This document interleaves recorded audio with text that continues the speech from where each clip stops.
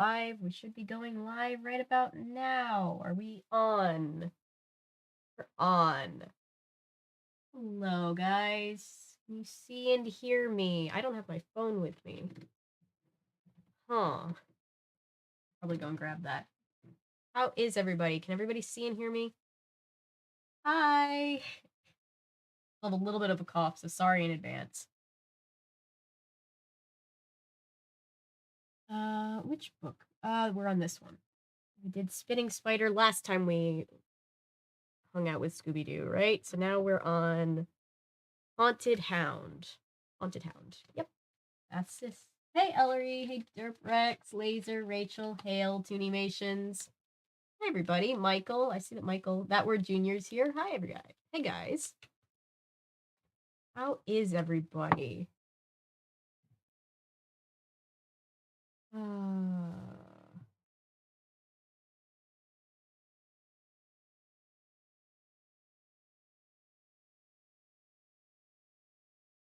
I am doing all right. I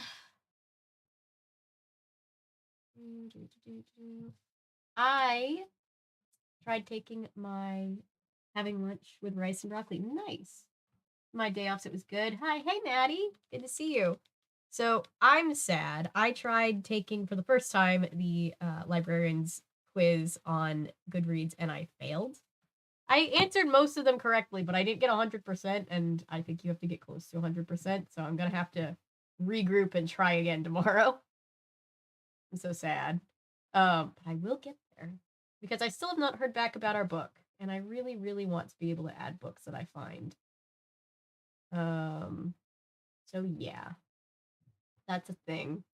Also, I was excited because oh no, it's just I'm stupidly hungover. Oh no, it's just one of those things where it's like, oh, why this is a failure that hurts. They rejected me as a librarian for Goodreads. Hey Turner, but I'll try tomorrow, and I will get it. See, they're like, because they're like, hey, here are a bunch of questions about how we catalog things. You can check with our manual to figure out like what you're supposed to do. And then half of the answers just aren't in the manual. So it's just like, well, I guess I could try. Hey, Fortnite. How is everybody? It feels like a personal rejection. It does. And I didn't do terribly. I think I got like the equivalent of a C, and they were like, no, try again. And I was like, okay.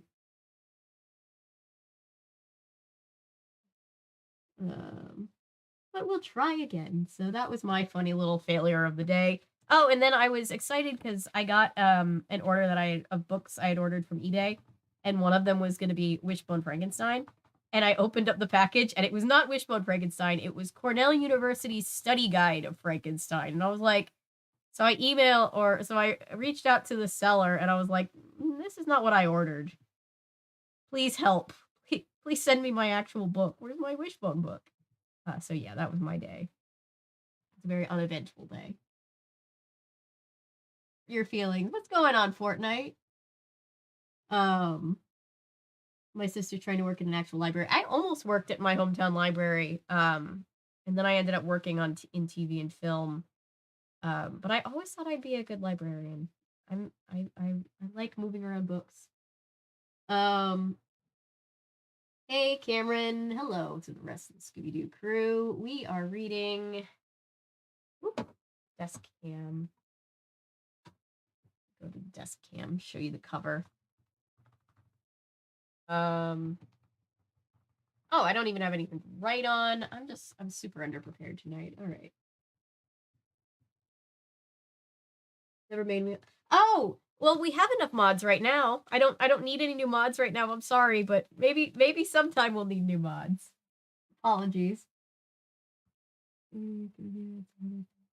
Oh, it's not even like real librarian stuff. It's like librarian. It's a Goodreads librarian, so it's like helping to organize the books on there.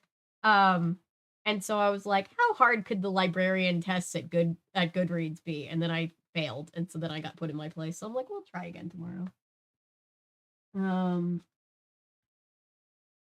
Oh, you got a kitty. That's so cute.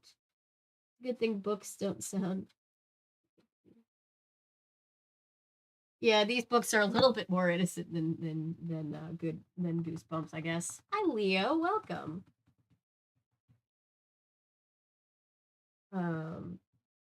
They just test you on like all their various rules of like cataloging books and stuff, and it's like, here's our manual to help you answer the questions, but then the manual is like hard to navigate and doesn't have half of the things in it, and then you only have half an hour. So I was like, well, I'm gonna do my best, and my best was not enough. So we will try again tomorrow. But it was just like one of those like silly rejection things where it's like, really, I got rejected from my first try at being a Goodreads librarian? That hurts. Oh, she's 8 weeks old, little baby kitty. Fortunate about the Wishbone book. I would tune in for Cornell University study guide for Frankenstein stream as well. Oh my gosh. I was just like, this isn't my fault. I was supposed to have Wishbone, guys. But it's funny because somebody clearly saw my order and they were like, oh, we don't have Wishbone Frankenstein books. Cornell University study guide. That's the same thing, right? It's like, it's not the same thing, guys. I would also love this. This Scooby Doo book, let me read the back cover. Oh, we get a Zowie. I was gonna hit Zoinks, and there's not. It's not Zoinks, it's Zowie. That's new. It's a haunted holiday when Fred wins a weekend for the Scooby-Doo gang at a mysterious bed and breakfast in the middle of a storm. A giant dog appears, and Scooby and Shaggy disappear. Put your detective hat on and help the gang solve the case of the haunted hound. What number book are we on? That word Junior, do you remember? 1, 2, 3, 4, 5, 6, 7, 8, 9, 10, 11, 12. This is book number 14. 14. This is the 14th Scooby-Doo book. Oh yes, does the kitty have a name? You, whose catchphrase is that? Yeah, it's like it's like the knockoff catchphrase. Zowie. Sorry to hear about the Wishbone book. I'll find another copy. They'll either send me another copy or they'll just refund me and I'll find another copy somewhere else. I was just like, dang it, guys. This is not the same thing. Zowie. So a Scooby-Doo Clifford the Big Red Dog crossover? Pretty much. I would love that. It is not Clifford the Big Red Dog. It is this dog, who is very cute, but not Clifford. Luna. Oh, one of my friends has a cat named Luna. Her full name is Luna Pancake. I think that's our catchphrase. That's our catchphrase is Zowie. I don't know how I feel about us having the catchphrase, or I don't know how Marcy would feel about the catchphrase, but maybe that is our catchphrase. Maybe we're officially part of the team now.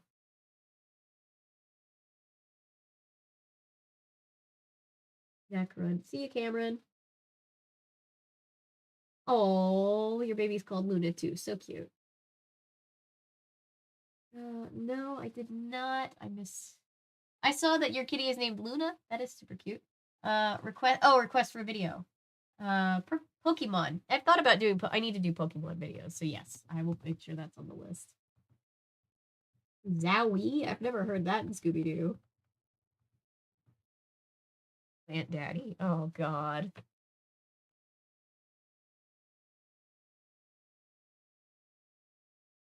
Oh, I just spoiled myself on what kind of restaurant we're at. Everybody guess what restaurant it's gonna be while I'm grabbing something to write with and my phone. Be right back.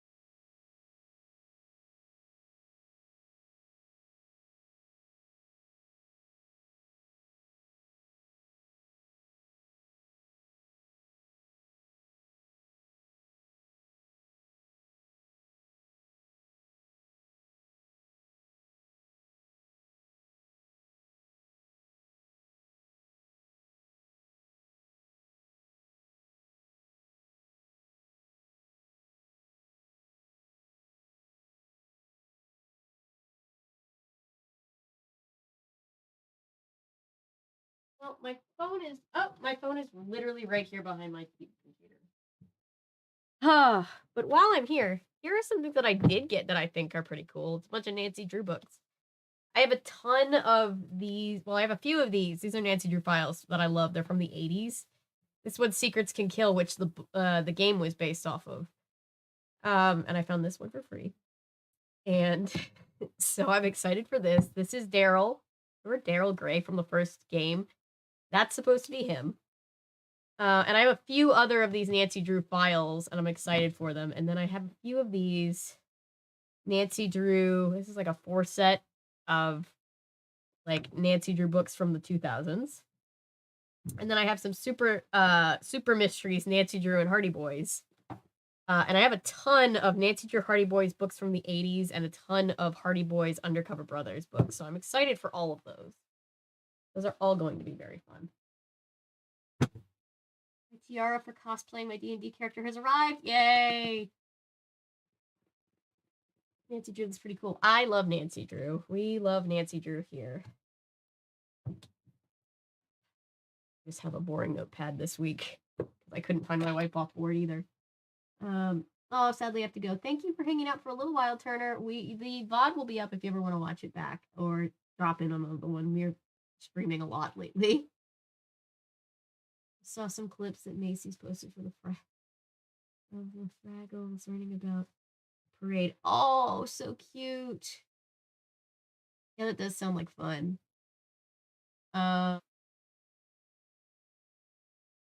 Do a burrito restaurant yet? Not that I can remember.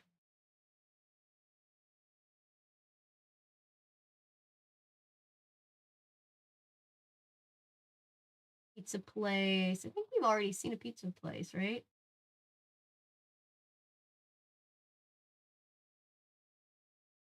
Marcy Drew has too much taste for that catchphrase. I agree. Yeah, we sounds like a Fred thing if we're pointing fingers. Less Fred.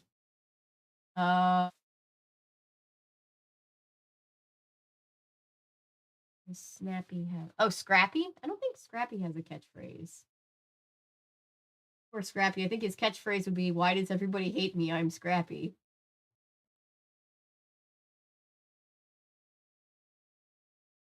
Oh,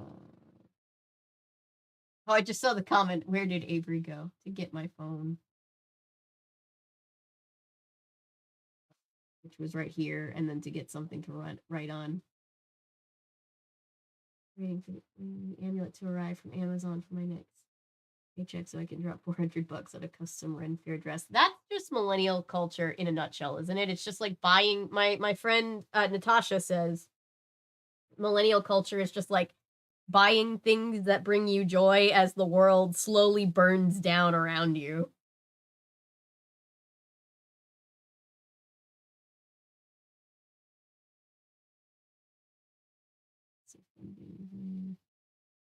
Oh no, your eye has been twitching for 2 days. That sucks. I'm so sorry. It's like, it feels like everybody's getting sick with everything lately, and it's just like, oh god, my poor brother now has caught what I had, and I'm just like, I'm sorry.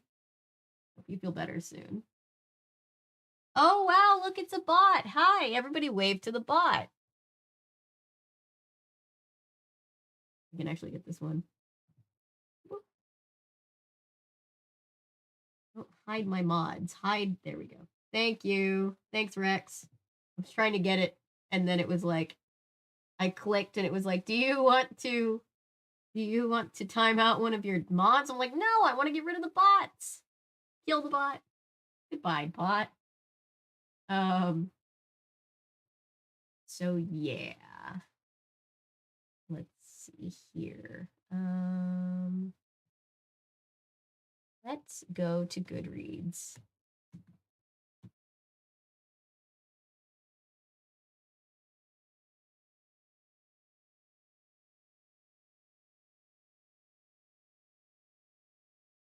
And let's pull up the book that I'm reading. I'll switch to this cam for a second. But because, let me get my phone. We're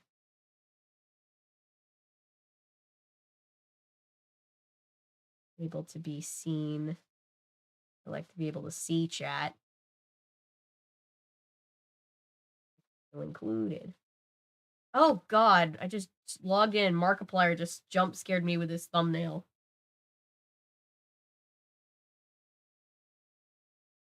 Where is me? There I am. There we are.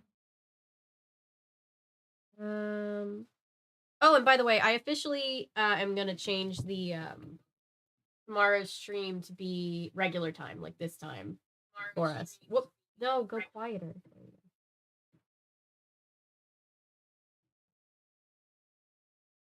Eggs or bananas. I've been hearing vitamin B12. Magnesium can help out. Interesting. Thank you, that word, Junior. Nothing helps. I'm sorry. Let us see. I need to do another short about studying for the Goodreads librarian quiz because I will. Scooby Doo. Haunted Hound. Haunted Hound. I love how I say it like the book isn't literally right in front of me.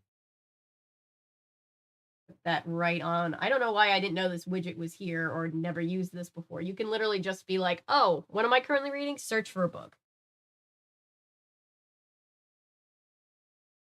Reporting the bots after we yeet them to hopefully protect other channels from these specific bots as well. Thank you. Yeah, I always say hide from channel. At the very least to shadow ban them, and then I usually also report them because it's like YouTube should be doing way more with the bot situation. It's just a lot. Part of the parade. I'm assuming clips of him playing makes me asking questions to me. Oh, that's so cute.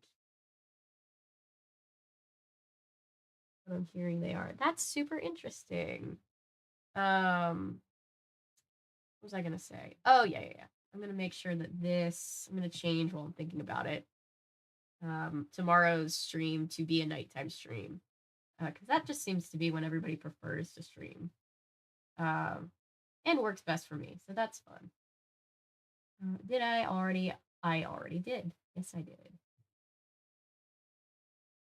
It's going to be an 8 o'clock stream. Hopefully that doesn't catch anybody off guard if they go tomorrow morning and be like, oh boy, a fun stream. And then it's like, oh. Hey, Milo. How have you been? Missed you last stream. Yep, let's prep up a poll. Who's going to have the clue keeper? Let's see. Poll. Clue keeper.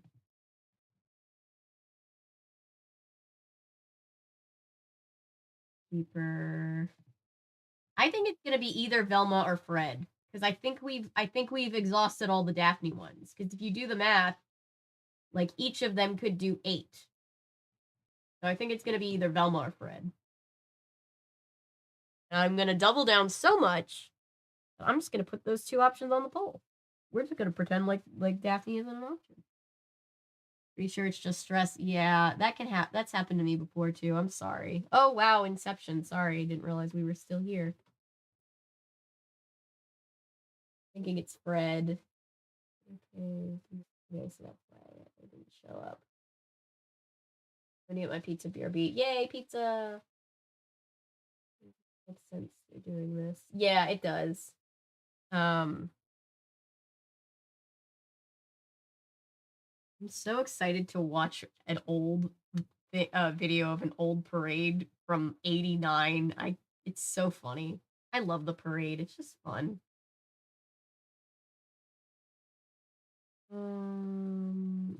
This thing here.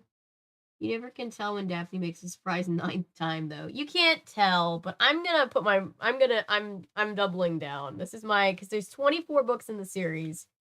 She's done 8. My guess is that they wouldn't actually play favorites one over the other, and Fred, Velma, and Daphne would each take a turn. Because it's assumed that Shaggy and Scooby would never. I'm Canadian, so I've never watched the Macy's parade. Oh, that's true. I hope you'll be there tomorrow. It's so much fun. It's just wholesome. It's very cute. It's like look at the there's always like the biggest Broadway shows of the year have like little mini performances. first up, and then like the floats come down, and then there's like, you know, whatever the big musical artists of that year usually are on the floats. And then there's like, you know, there's all like this like Sesame Street themed stuff, and it's just really cute. Macy's Parade, I usually tend to see it on NBC for the most. Yeah, always. Yeah, always on NBC. Just crossed my mind. Consider for vaguely post-Christmas New Year's season doing an old recording of the Rose Parade. I've actually never seen the Rose Parade. That would be fun. That would be very fun. I wonder if I bet you if there's old Rose Parade videos on YouTube. When did the Rose Parade start? Been around for what feels like forever. Yep. Tournament of Roses, 1988 1980. Yeah, this would be fun. I like that idea. Thank you, Ellery. We need to do that. My birth year, Barney died on the Macy's parade. I saw a tweet about it. Oh my gosh. Wait, which year was it? Maybe that'll have to be to next year's year that we do. Assuming. Whoops. No, I don't want. Close down Da Vinci. I don't need you open right now. In the Plymouth Thanksgiving parade. I did miss it. Sorry. Yeah,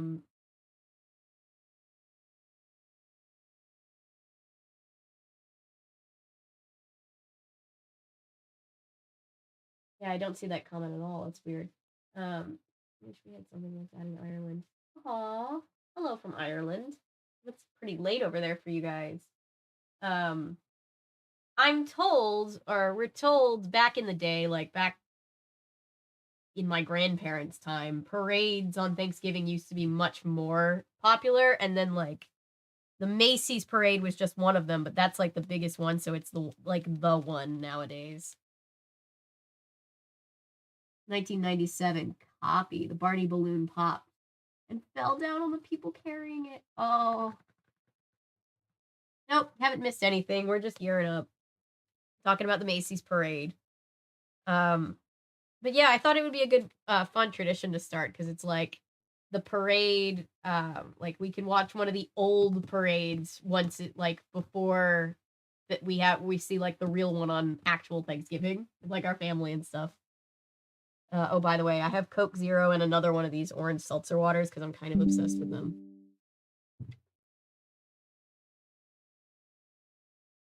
The Rose Parade was one of my favorite things growing up, and one of the things I miss most about California is being able to go down and see the floats on January 2nd. Oh, we totally need to do that. Yeah, we can do that in the new year. Macy's Christmas Parade that occurs in Universal Studio Islands of Adventure. There is, yeah. I was down there. I was because in Florida they do. I don't know if it's like I don't know if the main one is in California and the one that they do in Florida is a smaller one, but I was in Florida years back around that time and they were like, the parade. The end of Goosebumps book. Oh boy. The end of the Goosebumps book. You know how it ends, right, Darth Sidious? You know. I don't want to hear any spoilers. Thank you. Okay. We won't tell anybody. The poll is 50-50. Nice. Let's see. If I'm right, exactly half of us are right. If I'm wrong and it's Daphne again, we're all wrong and just confused. All right, let me write the...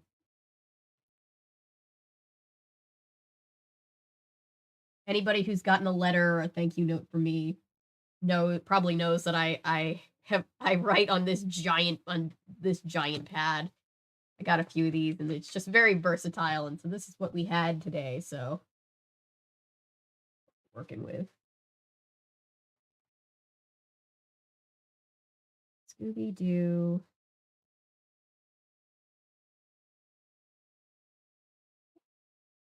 Rose Parade. I don't know why. That'll be fun. Yeah, I'm aware of how it ends. Okay. Cool. Camera, we're not going to do that. I see what you're doing. Don't do it. come and knock us out. Our chairs at any moment if Daphne's in charge again. I know, right? I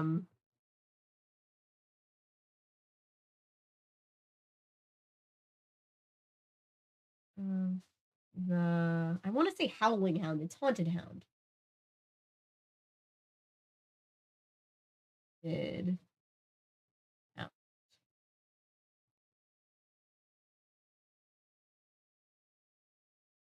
Yeah, I don't know where I'm I don't know if I'm coming to you in your living room, bedroom, kitchen, counter, car. I'm not sure, but we do watch an old Rose Parade recording that it's a recording of the KTLA broadcast because they had the same announcers up until I believe it was 2019. Nice. Is there a specific year you recommend, or is it just can I just pick a random year? I'm just excited because I picked the year 1989 for the Thanksgiving Day parade because Alf is there. That's the beginning and end of it. I just saw Alf as I was scrubbing through because I haven't actually seen it, but I'm just like, ooh, that'd be fun. I need to do more videos on Alf. All right, let's see. Before I keep talking, let me start finally. Camera, don't you do it. Hey, Isabel. Meeting you from the kitchen tonight, cooking and listening. Hi. Thank you for watching. And involved in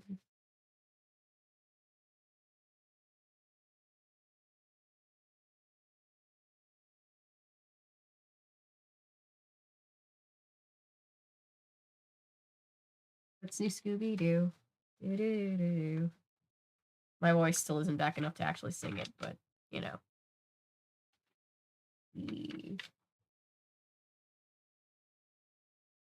I pick pretty much any year. They're all really good. Okay, cool. I think that'll be really fun. We also need to do game. We still want to. I still want to do game show streams. Like so many stream things I want to do. So many videos I want to make. It's gonna be a good year, hopefully. With any luck, this will be a great new year. Excuse me. Hey, Dallas. Welcome. You're just in time. All right. We are at, and I can't. We are at, and I cannot make this up. Woofie's hot dogs. Woofie's hot dogs, really? Okay. Hot dog place. All right. We're over here. A sit-down hot dog place. Interesting. We're over here, Fred calls to you as you step inside Woofie's hot dogs. There's plenty of room. You join the Scooby Gang in a big corner booth, squeezing in on the end beside Fred. Squeezing in on the end beside, I guess we're just like here. That's not really on the end. Or they've scooched over and the three of us are sitting on this end, which is kind of awkward. The waitress arrives at almost the same moment as you do, carrying the longest hot dog you've ever seen. That's one hot dog. Oh my goodness. Does everybody see this? That's a big hot dog. Like, I don't want to be a bother, but I asked for 2-foot-long dogs, not one 2-foot-long one, Shaggy says, licking his lips. The waitress apologizes and turns away. Shaggy grabs her arm. No sense in wasting that. We'll snack on it while we're waiting for our footlongs. The waitress smiles and sets the long hot dog between Scoob and Shag. Race to the middle, Shaggy challenges. He picks up the hot dog and Scooby opens his mouth. Like, wait, Shaggy drowns the hot dog in ketchup. Here's a hot take. This is the wrong way to spell ketchup. This is not how I spell ketchup. Hashtag not my ketchup. Mustard, relish, and onions. Go! They gobble from the opposite ends of the dog, ending nose to nose.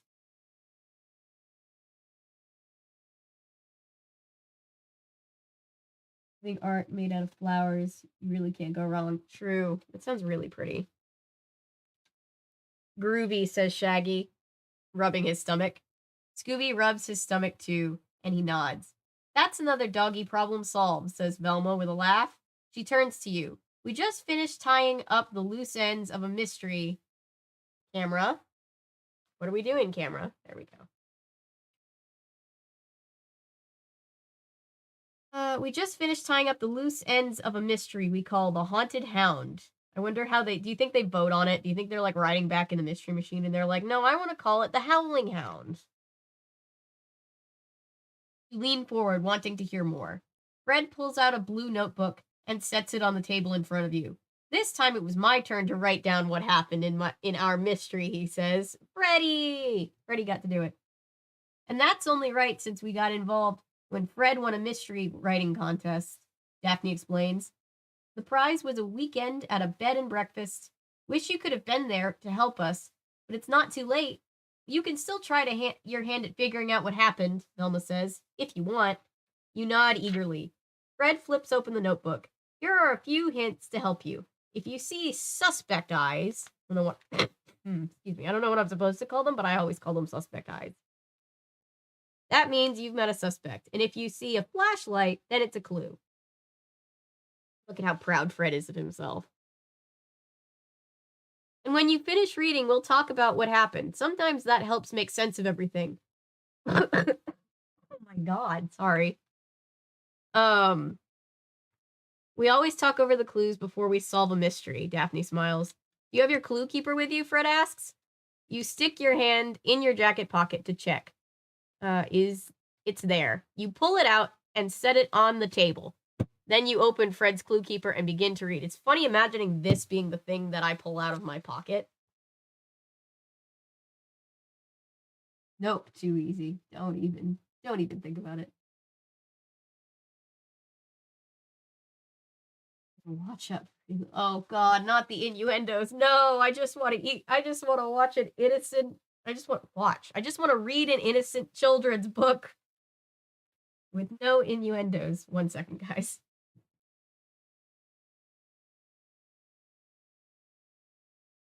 Fred gets the clue keeper. Good for Fred.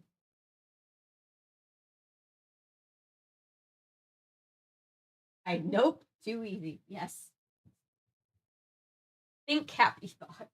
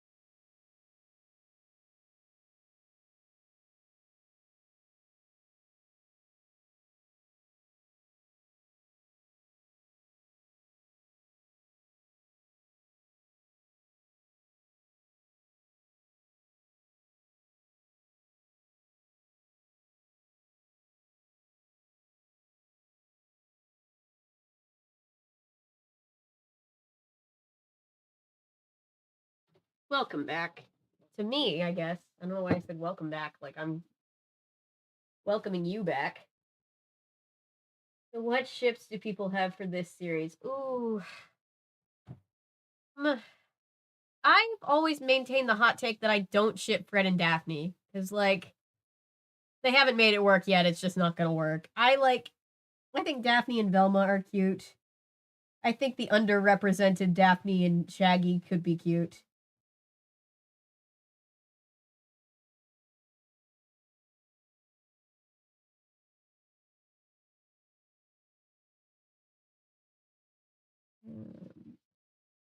Yeah, Daphne and Velma are super cute. They're a cute pair. I do because Mystery Incorporated was so good on building their relationship. That's true. I haven't really seen Mystery Incorporated, so maybe that'll change my mind. All right, let's see here. Shaggy and Daphne. I just feel like it's an out of left field choice. I like bringing it up. on Sunday. I need to watch Incorporated. When I do, I'm gonna do videos on all the episodes. That'll be fun. All right. Clue Keeper Entry 1. Here we are, gang, I announced as I parked the mystery machine in front of a large stone mansion. A small sign hung in the door. It said, "The Haunted Hound." Like, this is the biggest pad I've ever seen, Shaggy said as he climbed out of the van. It's beautiful, Daphne agreed. Well, he's seen Daphne's house. You know if Daphne grew up in, like, that ridiculously big mansion? Don't you love those towers? Asked Velma, pointing to the 2 towers on either end of the house. Not if they're really haunted, Shaggy said with a gulp. They would make a perfect pad for a ghost, Scooby nodded. Velma, Daphne, and I laughed. It's just the name that sounds creepy, I said. Going to the back of the van to unload the bags. It's really just a cool bed and breakfast, you know, an inn. Fred likes bed and breakfast. That's so wholesome. A tall, thin woman with long, dark hair opened the wooden front door. Fred? She asked. I'm Fred. I dropped the duffel bag I was pulling out of the van and walked up to meet her. I'm Kathy. I don't know how I'm supposed to say her last name, but I'm going to say Jaffe. I'm Kathy Jaffe, your hostess. She held out a hand, and we shook. Congratulations on winning our contest. There were many, many entries, but your solution to the mystery was very clever. I'd entered a mystery writing contest in the back of a magazine. He reads magazines. I like Fred. And my prize was a weekend at the Haunted Hound. It's not that hard when you've solved so many mysteries as we have. As many mysteries as we have, I replied. You mean you're truly detectives? Miss Jaffe declared over my shoulder at the gang. We like a good mystery now and then, Velma said. Why?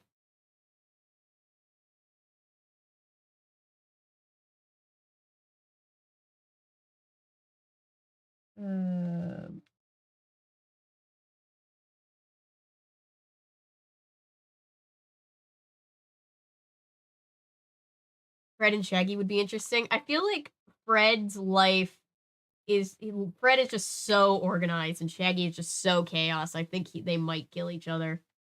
But it would be interesting. Then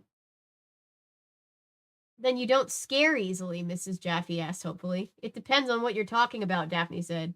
And which one of us you're talking to, Shaggy added. I bought this place shortly after the owner died. Do you know who used to live here? Asked Miss Jaffe.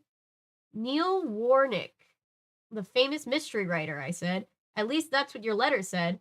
That's right. You probably also know that Mr. Warnick based his main character, a dog, on his Jack Russell Terrier. It's like Wishbone. He always said that Perry was his... Oh, what's the name with Perry? Perry was his best friend, the only friend he would trust his secrets to, Miss Jaffe said.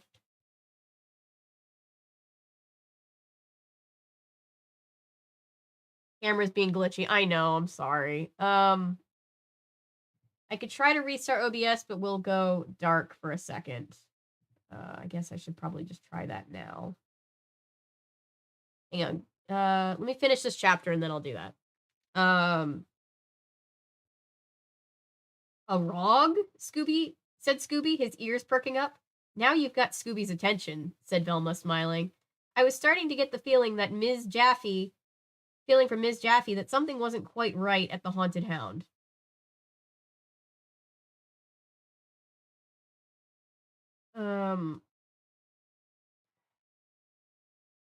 And you think that maybe Mr. Warnick had some secrets, I asked? I'm almost certain that he did, Ms. Jaffe said.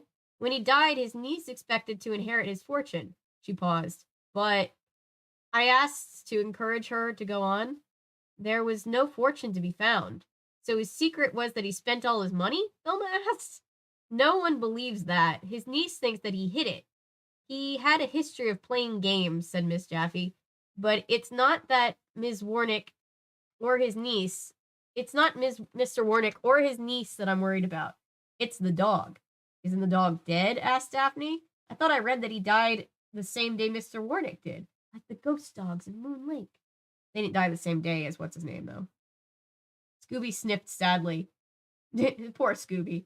Yes, but I think if there's a secret, the dog's ghost may still be trying to guard it, Ms. Jaffe said. Shaggy grabbed, all right, camera, I'll restart it in a second. Shaggy grabbed the duffel bags and threw them back in the van. He and Scooby jumped into the back seat. Like, let's get out of here before the haunted hound shows up, Shaggy shouted. We're not leaving, I answered. What makes you think there's a ghost dog? Velma asked Ms. Jaffe. I've been working on this house for a few months now, and there are things, she swallowed hard, noises that scare me. I've heard a dog walking across the floor of the attic in the middle of the night, his nails click, click, clicking on the bare boards. But even worse is the howling. Shag and Scoob ran back to the mystery machine and disappeared under a blanket we had in the back seat. Ms. Jaffe's voice dropped to a whisper. I think the dog is protecting whatever it is that Mr. Warnick hid in the house. Before any of us could say anything, whoop, a small, whoop, before any of us could say anything, a small red convertible roared up the driveway and screeched to a halt in front of the mystery machine.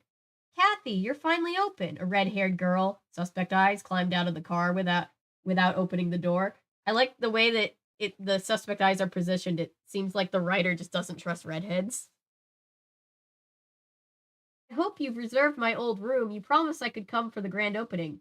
Hi, Sally, Miss Jaffe said in a flat voice. This weekend is by invitation only, but I'd love to have you come next weekend when we're open for business. The young woman's lips began to quiver and tears welled up in her eyes.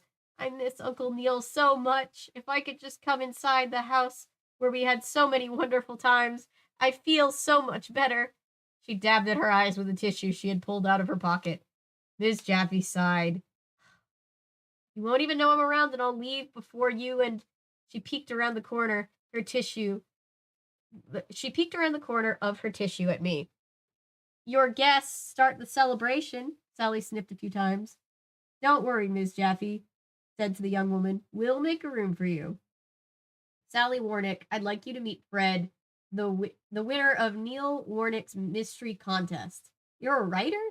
Sally's sobs quieted and she removed the tissue. Me too.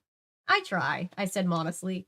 These are my two friends, Daphne and Velma, and over at the van, that's Scooby Doo and Shaggy. He introduces Shaggy dead last. Scoob and Shag lifted their heads and waved. Sally is Neil Warnick's niece, in case you haven't figured that out, Miss Jaffe said. Come inside and I'll show you to your rooms. There are 2 more guests staying here this weekend. Fred and Daphne's mystery solving tips.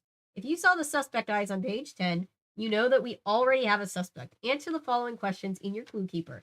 What is the suspect's name? What does she do for a living? Why is she interested in the haunted hound? I will. What do we think? Should I restart OBS or is it okay? Are we handling? I hope Perry makes an appearance. We haven't seen her in a while. Perry was here.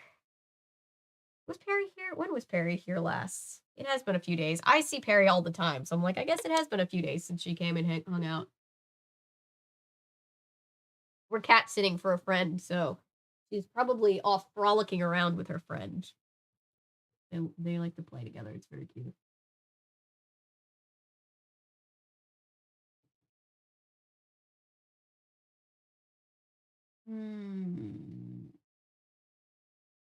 The Hex Girls appeared a few times. I love the Hex Girls. I guess I can take our poll down.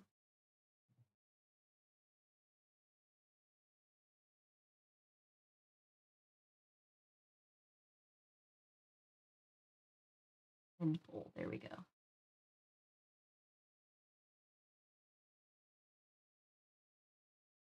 I have 6 live stage musicals. Oh, really? I didn't know that. I may have forgotten that there was another Scooby Doo musical out there apart from Music of the Vampire and their other musical that's on stage. Yep, it was a 50-50 split down the middle. We were a house divided. All right.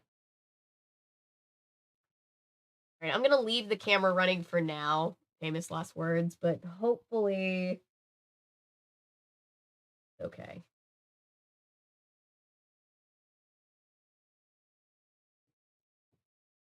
We'll make some wholesome art, probably. Send me whatever art you have. If it's non-wholesome art, I can't share it with on the community tab, but I will appreciate any art that you have. All right, so our 3 questions. Our suspect's name, or what she does for a living, and why she's interested in the haunted hound. She doesn't really have a motive yet, right? Oh no. Oh no, the stream deck. Hang on.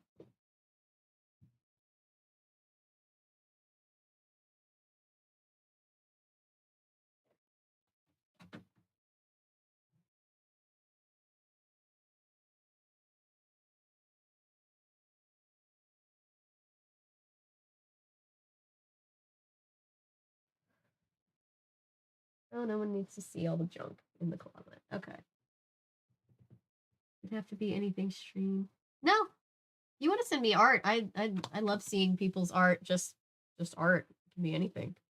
I unfortunately am worse than last night. Oh, I'm so sorry.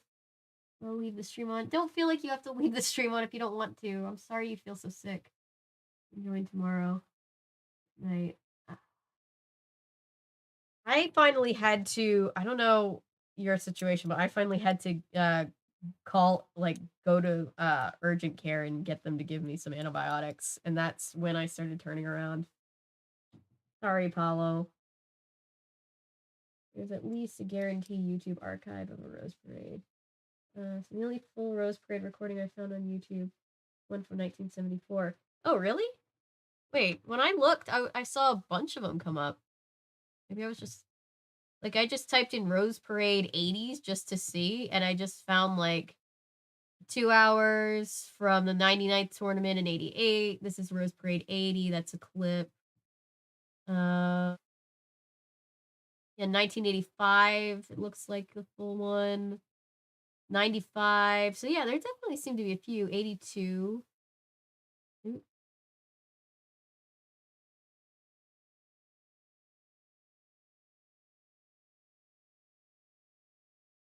Rest up, Modsketeer.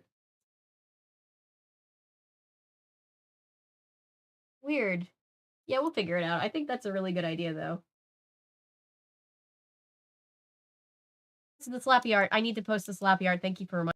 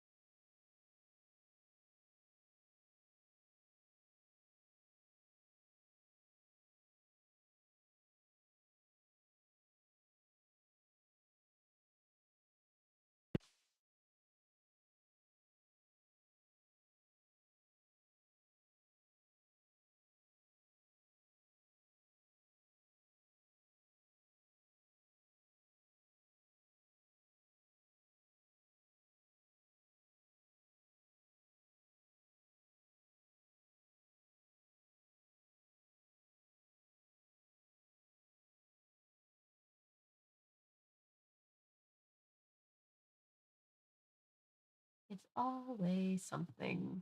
Do do do do.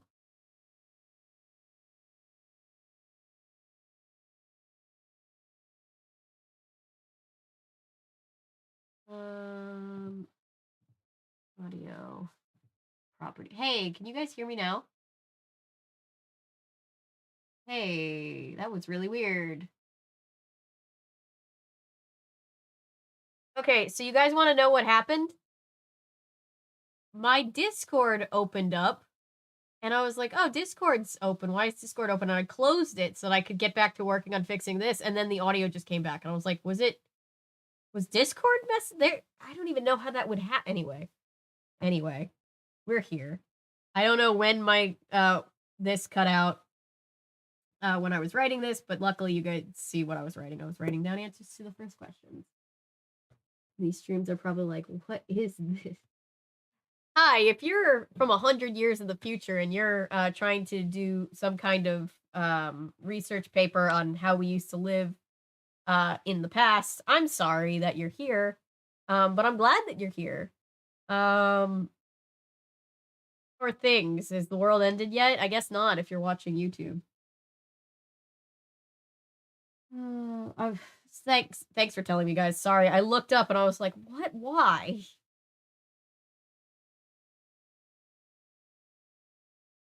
Oh God. Okay. Also, do you like that I stole my dad's Haagen-Dazs sweatshirt? It says Grampy's on the back because it's the sweatshirt that he had when he used to work at the old deli years ago. I was very cold, so I stole it for a while, or I borrowed it. All right. Let's see. Clue Keeper entry 2. Scooby and Shaggy finally left the van. After everyone gathered their luggage, we followed Miss Jaffe into the house. I felt like I should help Sally Warnick. I spelled her name wrong. Oh well. It's Warnick. Oh well. We know. With her bag. It was almost as big as she was. I can handle it, she said when I offered. She dragged the big suitcase through the front door. Inside the door creaked slowly closed, and we were in a large round hallway with a winding staircase on one side and a set of closed doors on the other. A curved archway led to the back of the house. Your rooms are on the second floor, said Miss Jaffe, and Sally, you can have the north tower. It still needs another coat of paint, but since you insist on staying, that will be perfect, Sally said quickly, and I love what you've done to this place. I'm no interior decorator, but with the dark wood walls and the only light coming from a small leaded window halfway up the stairs and light bulbs set in holders in the wall, I couldn't imagine what improvements Miss Jaffe had made. It did make me wonder what it must have been like before. Fred's like, it looks awful. I can't imagine how bad it looked before.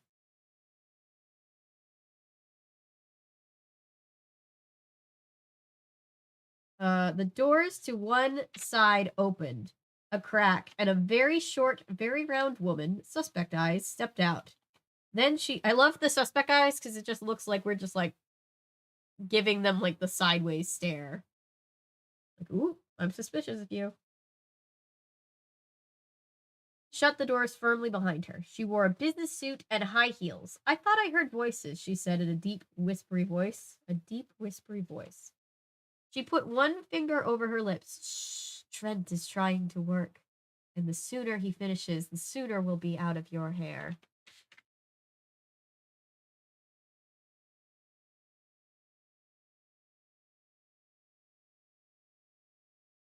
Oh, I thought this was the suspect. This is the owner that we're helping. This is suspect number 1. And I was like, I thought this was suspect number 2. And I'm like, she's not short. And then I turned the page and it's a different person. Okay, anyway. Miss Jaffe ran her hand over her hair, pushing it away from her face. Margie, you promised you'd be finished this weekend. As it is, I've had to delay the opening twice so that Trent wouldn't be disturbed. You know how important this book is to my company and to Trent, Margie said, her face reddening. With Neil gone and the manuscript on his final book missing, we need his book. Our customers are expecting it. Margie, darling, it's so good to see you. Sally stepped forward and kissed the shorter woman on each cheek. Sally? Margie stepped away from Neil Warnick's niece, her eyes growing large. Why? Why aren't you home working on your book? And why is Trent Kendall working in my uncle's study? What is he working on? Sally asked. Ms. Jaffe stepped between the two women. Margie, Sally, I'm trying to run a business here, and the two of you can't get along for one day. You will have to leave. And if the two of you cannot get along for one day, you will have to leave. Margie Shaw, I'd like you to meet Fred, the young man I was telling you about. Ms. Shaw stepped around Sally and looked up and down. I felt like a display in a museum. She said. You wrote the solution to Kathy's little story, did you? Yes, ma'am, I did, I said. Good job, young man, good job. You keep writing, and someday Mystery Books Inc. may publish one of your books. Mystery Books Inc. Ha. I'm the editor-in-chief, and I'm on the lookout for someone to take Neil Warnick's place on the bestseller list. Looks like you're a dog lover, too. She patted Scooby Doo on the head. This one could maybe be a detective. He's already helped solve a few mysteries, Velma said. But Margie, I thought I was going to be your next star, Sally said, pouting. You'd be my star if you could find that blasted manuscript your uncle said he was working on. I'd let you finish it and even put your name on the cover, said Margie. It must be here somewhere, she added almost in a whisper. I plan to write a book better than anything Uncle Neil ever did. Oof, shading the dead relatives. All right. Sally said as she started climbing the stairs, dragging her heavy bag behind her. I reached for the bag again to help her carry it, but Sally pushed me away without saying a word. I let her go. Ms. Shaw, do you publish any cookbooks? Shaggy asked. We heard his stomach rumble, echoed by Scooby's stomachs. Scooby's stomach. He only has the one stomach, sorry. Oh my, food. You must think I'm a horrible hostess, Miss Jaffe said. I plan on serving a bedtime snack in the library as soon as you've unpacked. That would be super, Ms. Jaffe. I like the atmosphere of this one. A night in a big old haunted house. I like it. Daphne said, we'd all like a chance to freshen up. Shaggy sighed. I guess I could wait a little longer. Ooh, Velma looks very excited to show us her mystery-solving tips. Did you see the suspect eyes on page 15? That means you found a suspect number 2.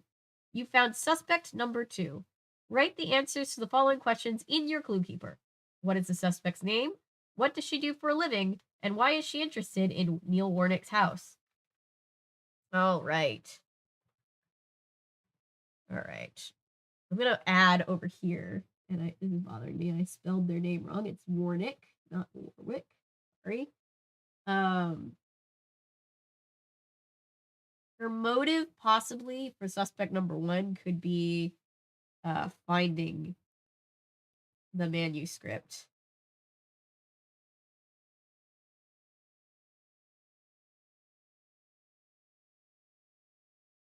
To start her career. Suspect 2. Let's go to suspect 2. Suspect 2. Scooby Doo having multiple stomachs would explain a lot, TBH. It really would. Like, you know how the doctor has multiple hearts? It's like that, but with stomachs. Looking back on the live stream. Yeah, people looking back. If you're finding these live streams, God.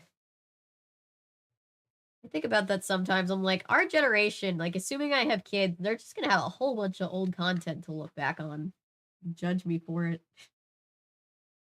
Suspect number 2 is named Marge, but they spelled it differently than I usually do, than I would. Margie. It's Margie with a Y. Margie Shaw. All right. What do we think about Ms. Margie Shaw, guys?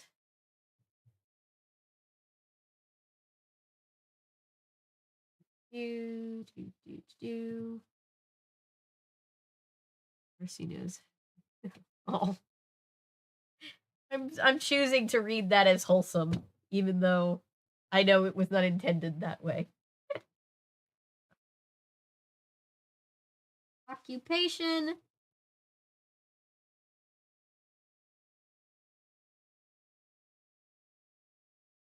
Book. Editor. Or Mystery Inc. Books. I feel like when Velma has the oh, I still need to do my Zombie Island video. Shit. When Velma has the bookstore, I bet she sells a lot of Mystery Inc. books.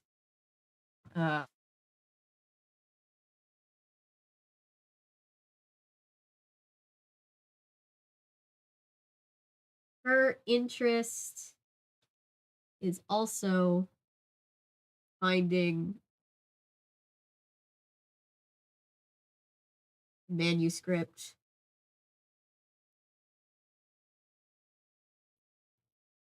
to profit off of. So capitalism. You know, somebody's, there always has to be good old capitalists in a Scooby Doo book.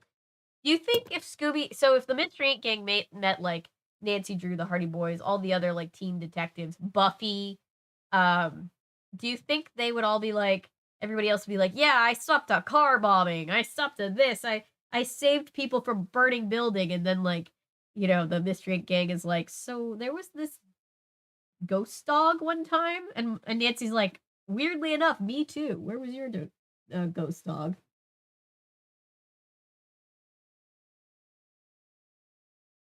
You mean love is always wholesome? He is technically an alien.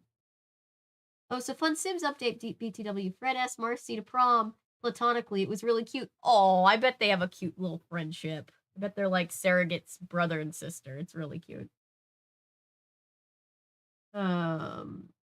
Potential motive is just capitalism.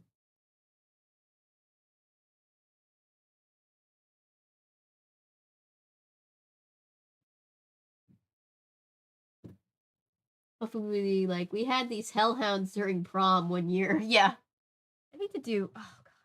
I just, like, it's so funny because I'm working on video number 215.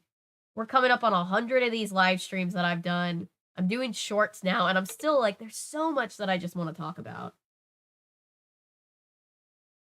Like, my brother said to me today, you know, you could just have a whole channel dedicated to Nancy Drew and you'd never run out of content. I'm like, I know, which is frustrating because I want to talk about other things, but I love Nancy Drew.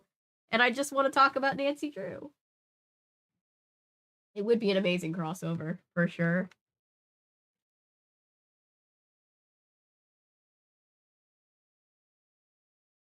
All right, let's see. Clue Keeper Entry 3.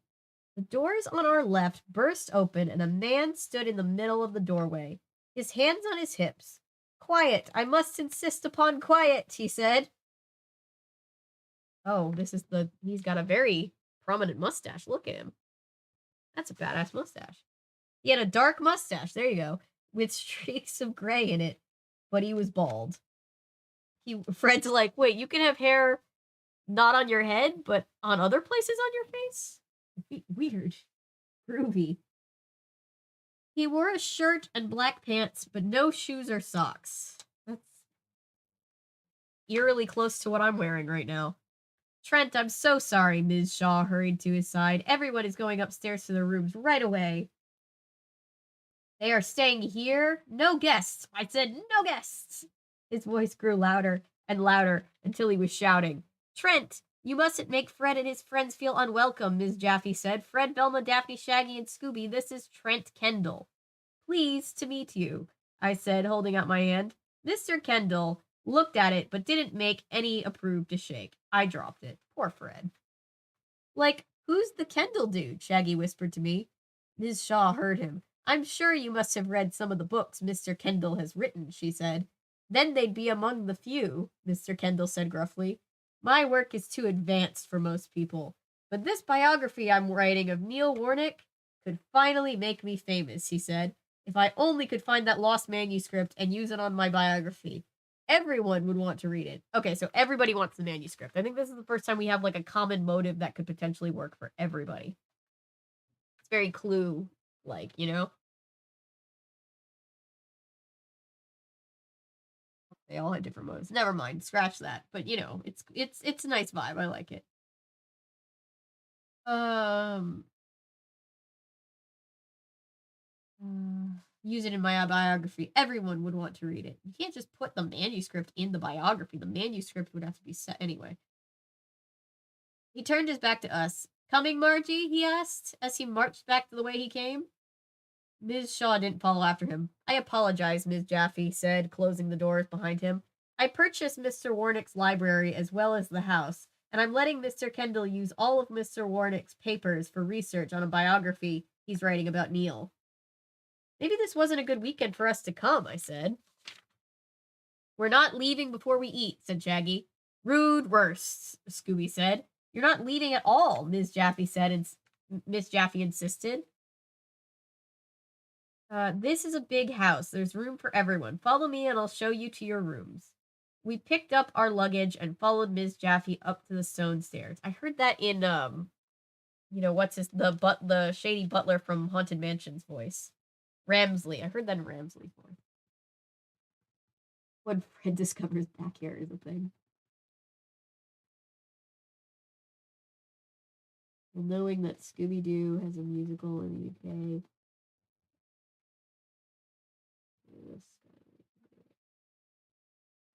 Interesting. Why not add Encyclopedia Brown to the mix? I have Encyclopedia Brown books. I actually found a couple at Goodwill.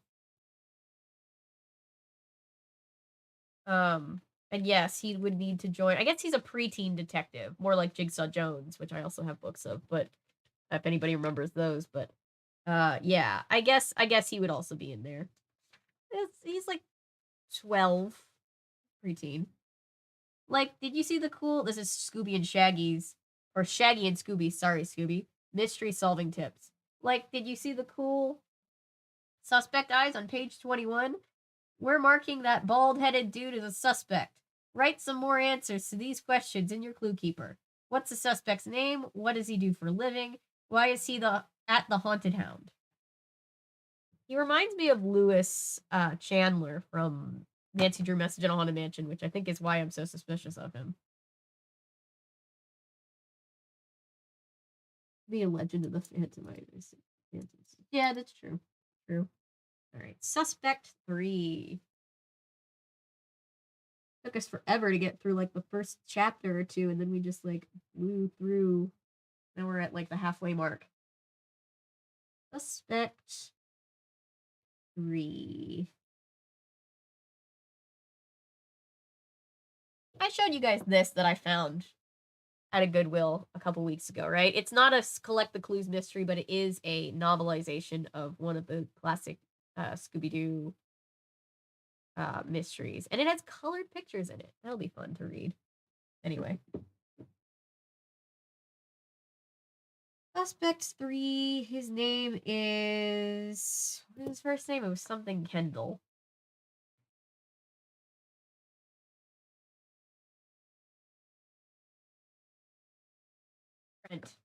Trent Kendall.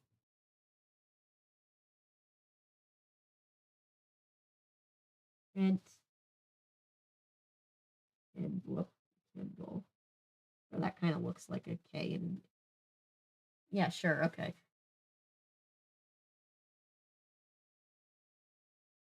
Trent Kendall. Occupation.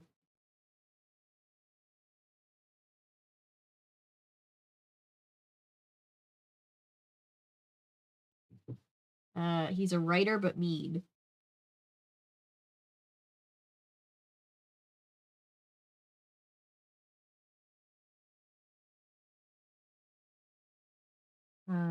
Interest.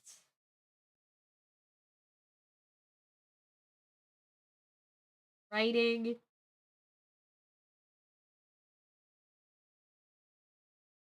Biography. Camera, don't you dare. About Neil. Oops, Neil or Nick. Possible motive. What's lost script? You could totally do like ASMR videos with this series because it's like reading and writing. To make his bio famous. All right. Kid lawyer, not teen. Wait. Here's a question. Do we include Theodore Boone, teen kid lawyer, in our teen detectives club? I've actually never read Theodore Boone. Wait. I don't think I know what that is. Now I feel out of the loop. But let's say sure. A kid or an adult, they could work, yeah. Lumping the preteens with the teens. That's fine. They'll be tweens soon enough anyway. Maybe my mind is off wandering places, but no one has ever talked about the Skyline Gang. It's a UK children's music group for short info. Interesting. I've never heard of it. I'll look into it. I love finding new things, and I'm like, huh, that's existed the entire time? Didn't know that. Okay. How we feeling? We ready to continue?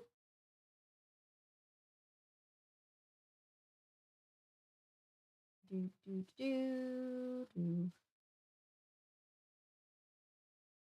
anybody read Jigsaw Jones but me?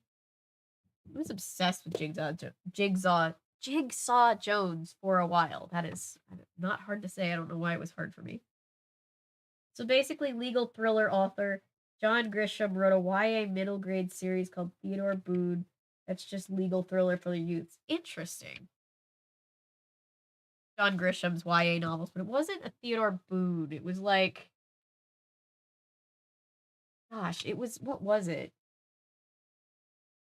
I feel like it was like he worked with like a manga artist to do like a manga version of one of his novels for youth. It was interesting. John Grisham is one of those authors that my parents love, and so when they, like if you go down to the front room where we keep a lot of books, like there's like a whole shelf of his books, but I've never really been my style, I guess. Maybe it's just me.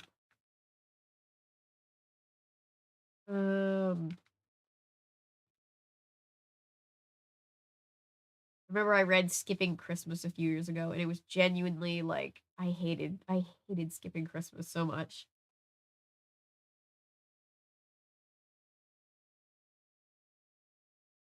Clue Keeper entry 4. We climbed the stairs higher and higher. Behind me, I heard Shaggy and Scooby panting. How much further? Shaggy asked in a weak voice.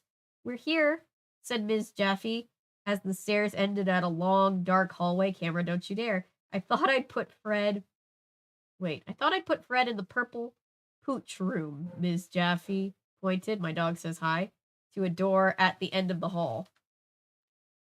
Velma, you and Daphne can stay in the Dizzy Dog. Shaggy and Scooby, the capital Canine is yours. We were in adjoining rooms, all named after books by Neil Warnick. Bye, Ms. Shaw said, hurrying down the hall. I'm in the South Tower room if you need anything, Ms. Jaffe went on, and Mr. Kendall and Ms. Shaw are staying on the other wing of the house, so you don't need to worry about making noise and bothering them. Or bothering Mr. Kendall. I made a guess about what the word was and I was wrong. When I can send you a copy of the first Theodore Boone book, if you want to see what it's like. I don't normally like his works, but the kid lawyer books are half decent. Sure, I'd love to read it. That's good. I can't really speak for like, I haven't really read any of his like lawyer thriller books. I've read his contemporary stuff, which he's probably much better at writing lawyer adjacent things. Because Skipping Christmas was just very boring and weirdly racist. It was weird. It was a weird book. And I think it's one of the rare times where I can say that I prefer the movie to the book. Because Christmas with the Cranks is always a fun time.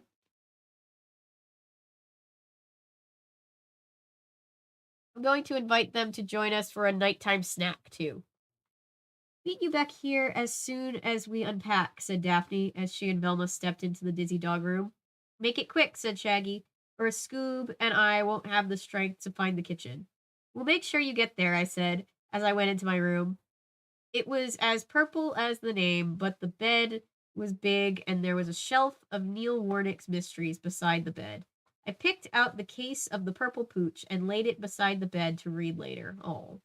As I stepped out into the hall to meet the gang, thunder rolled and lightning flashed. I hoped Ms. Jaffe wasn't planning on feeding us outdoors, Vilma said. It looks like a big storm, Daphne said. Did you say storm? Shaggy asked, as it continued to thunder and lightning. I hope it doesn't close the kitchen. He raced down the stairs with Scooby close behind him. Ms. Jaffe was waiting at the bottom of the steps. Thunder boomed louder. How bad does the storm have to be before the kitchen goes out? The lights, sure. The fridge, sure. But you could still use some of the kitchen. Rattling the windows. I've laid out a snack in the library. I asked Sally to join us, but she decided to turn in early. Margie and Trent said they'd come by in a few minutes. Mr. Warnick's library was huge. In the center of the room, there was a big table covered with sandwiches, cookies, and decorated cakes. Shaggy and Scooby rushed past me and grabbed plates. Shaggy took a cookie off Scooby's plate. You have to eat your sandwiches first, then your dessert, he said. Scooby ate the tiny sandwiches on his plate. Very parental of Shaggy. In one gulp, then took the cookie back and ate it. Great chow. Shaggy mumbled between bites. I'm glad you boys are enjoying it, Ms. Jaffe said, thunder almost drowning out her words. Oh my, I'd better go get some candles, just in case. When the others join you, please pour them some tea. Daphne, will you? Sure thing, Daphne said. Like, there's already a bunch of candles here, said Shaggy, wandering over to the table? Mantle, and pointing to a large golden candle holder with many candles. What a great candelabra, Daphne said, looking up at the candle holder. Too bad it's got a chip at the base. It's still beautiful, though. That's going to become plot relevant. The lights flickered, just like the camera. My dudes, what I miss? Okay, so we're at a big haunted mansion. There's a ghost dog. It's a dark and stormy night, and everybody's looking for the manuscript of this guy who died because it's like worth a fortune. The sound of a dog's howl filled the room. Oh! Everyone looked at Scooby Doo. Rot-ree, he said. It must have been a neighbor's dog, said Velma, as the lights flickered again. Then everything went dark. It doesn't look like there's any neighbors around. It looks like they're kind of by themselves. Yikes, Shaggy shouted. Scooby-Doo, where are you? Oh, look, it's a scary boy. Oh, he's probably very nice. He's probably a good boy under the right circumstances. I'll light the candles, I said. I reached for the candelabra, then I heard it. Click, click, click. Scooby, Shaggy said in a shaggy voice. Grrr, a dog growled. I lit a match, and in the flickering light we all saw it. A huge Jack Russell Terrier crouched in front of me in front of one of the bookshelves. It's evil Wishbone, guys. He said it. He said the thing. Wait, what did he say? Wait. Season finale. Ooh, interesting. Oh, Scooby-Doo, where are you? Yes, he did. Don't let him get the food, Shaggy said as he and Scooby huddled under the table. The dog growled again. A breeze came out of nowhere and blew out the candles. I'd managed to light. Thunder boomed, sounding like it was right over our heads. And when lightning flashed again, the dog's eyes and teeth gleamed even brighter. Like, let's get out of here, Shaggy and Scooby ran past me. Whoa, Shaggy said. I heard the sound of a skid and then a thud. No, he yelled in the dark. I heard footsteps on the stairs. Then the lights came back on. When I looked behind me, the dog was gone. So were Shaggy and Scooby. Uh-oh, they're missing our boys. They took our boys. Do, do, do, do, do, do. Do I have I think I have.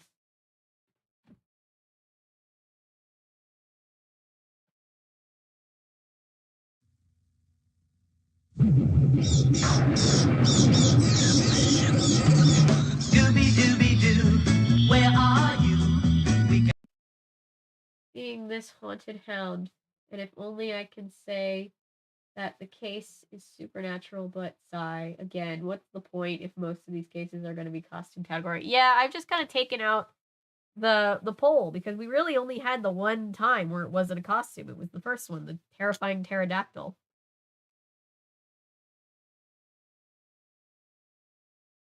Or Scooby and Shaggy. Skippy the Bush Kangaroo.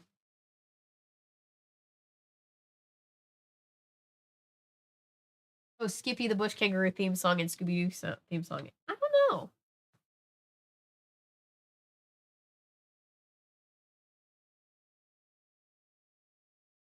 All right. Get a sip of my drink.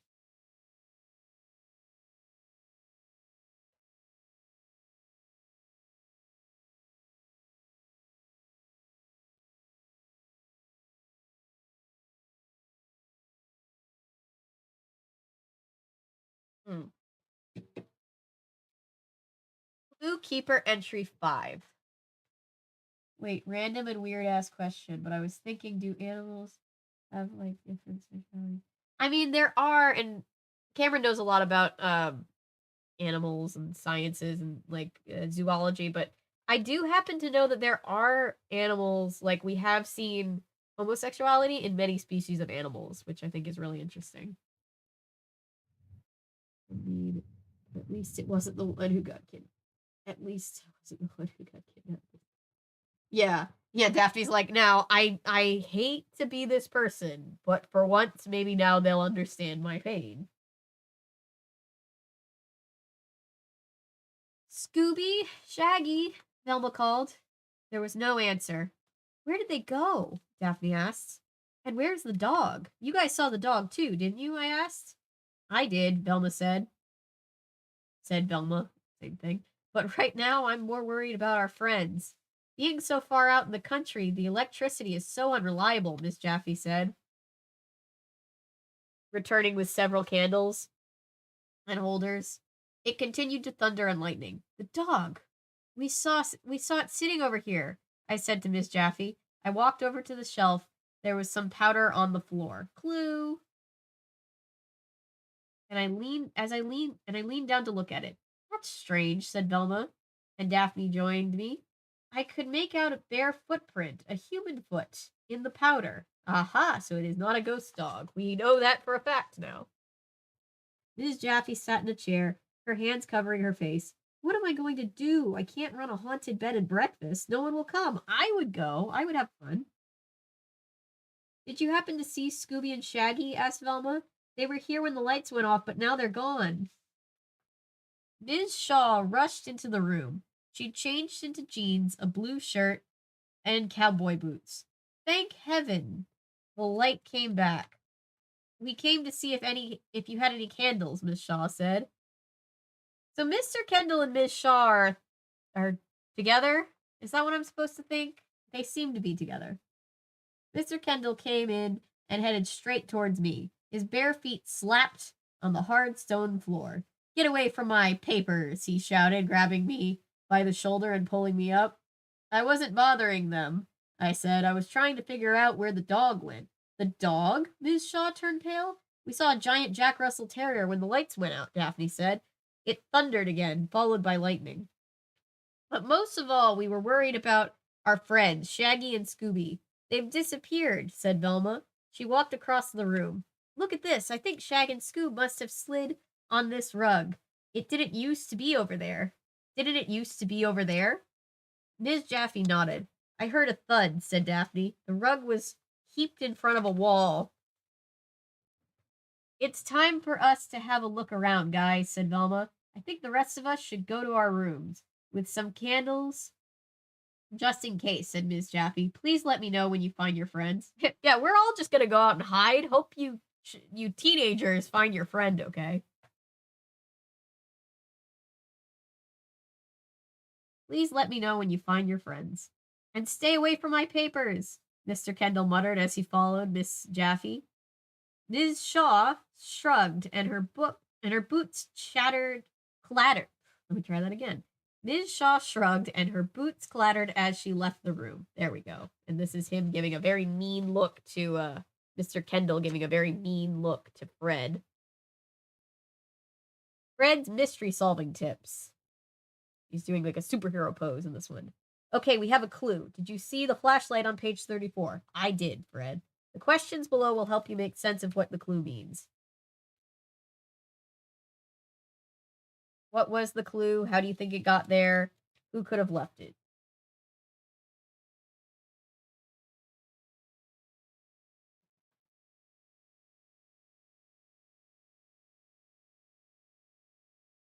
I'm not sure how it got there. Guess we'll find out. What do we think, gang? Let's see. I was wondering about that. Those midnight questions. Yeah. I mean, I pretty much called that it's no ghost dog, so yeah. If you're out there, we're still trying to get at least one book that has a supernatural case. Yeah. Okay.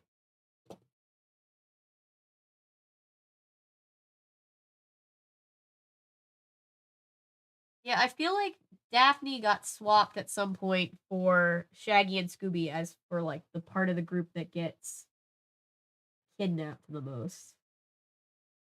Clue 1.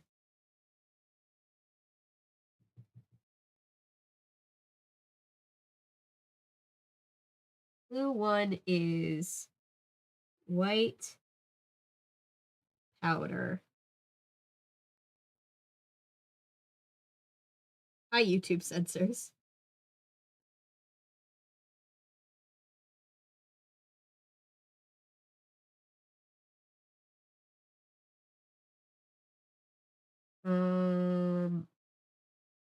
How did it get there? I actually have no idea. It could have fallen from the shelf, maybe. Sally is a red herring and she's still grieving. A red-headed red herring, yeah. Well, the bare feet definitely make me think this guy because he has bare feet, but I guess it could technically be anybody.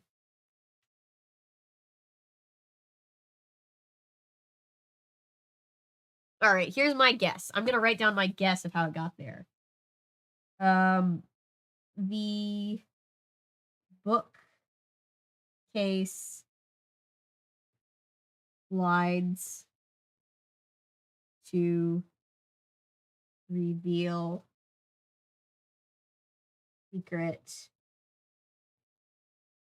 message.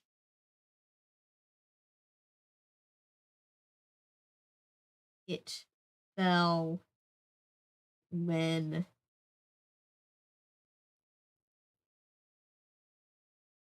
it moved. That's my guess, right? I'm gonna be way too proud of myself if I'm correct because this is a children's book. Didn't say what it. Human footprint. Yeah, it could be anybody's footprints. I think I'm supposed to think this guy because he's always barefoot and everybody else is like mentioned to be wearing shoes. That feels like a very this book thing to do. But, you know.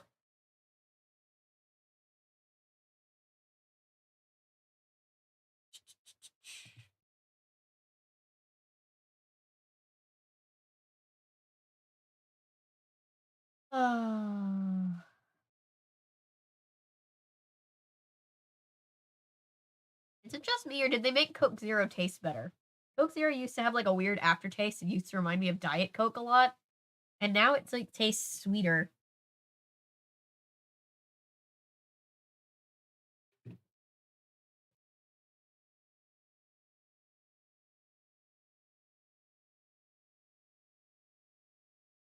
Oh, who could have left it? I forgot to answer the last question.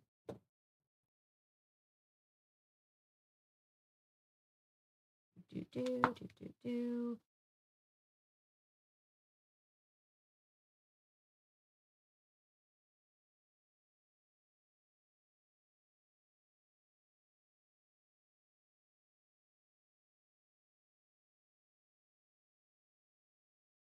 Human for sure. Maybe Trent. That's his name. I'm trying to think of his first name. There we go. Let's just say anyone. Yeah, it's just a human in general. But maybe Trent. Could maybe be him. Anyway.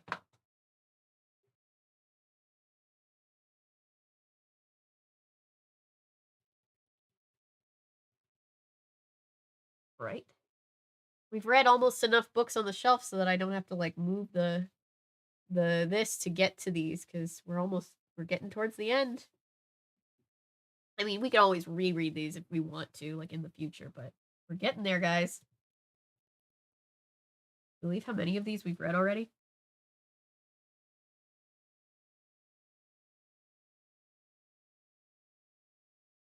All right, let's read the next entry. What are we at? 6, 7?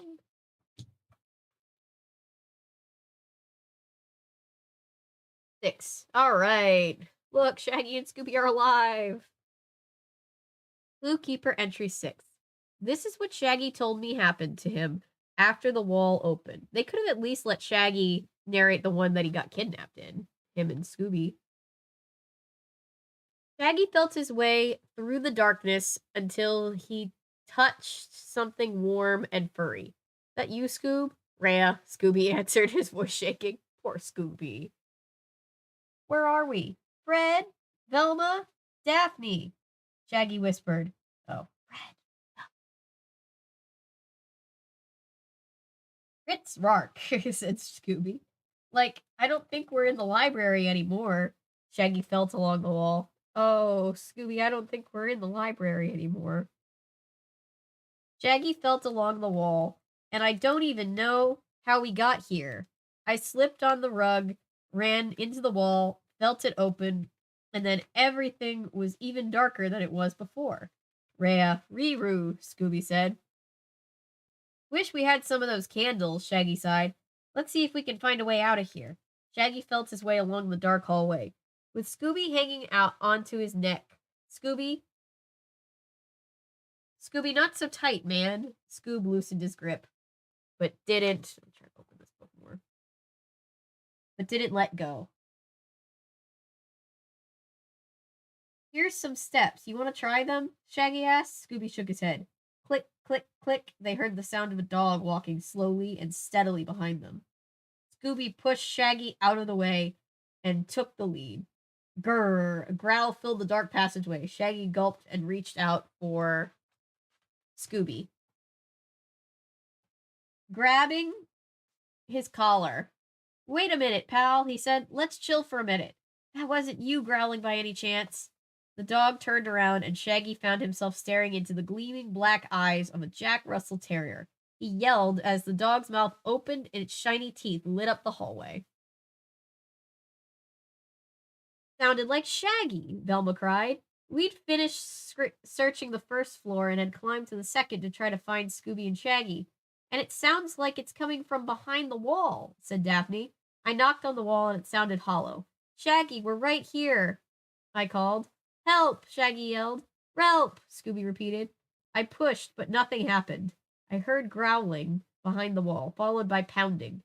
Velma and Daphne ran their hands along the wall, searching for a sign of any opening, then the panel opened and Scooby and Shaggy fell on top of us. I caught a glimpse of the ghost dog running up some stairs as the panel slid back as quickly as it had slid open.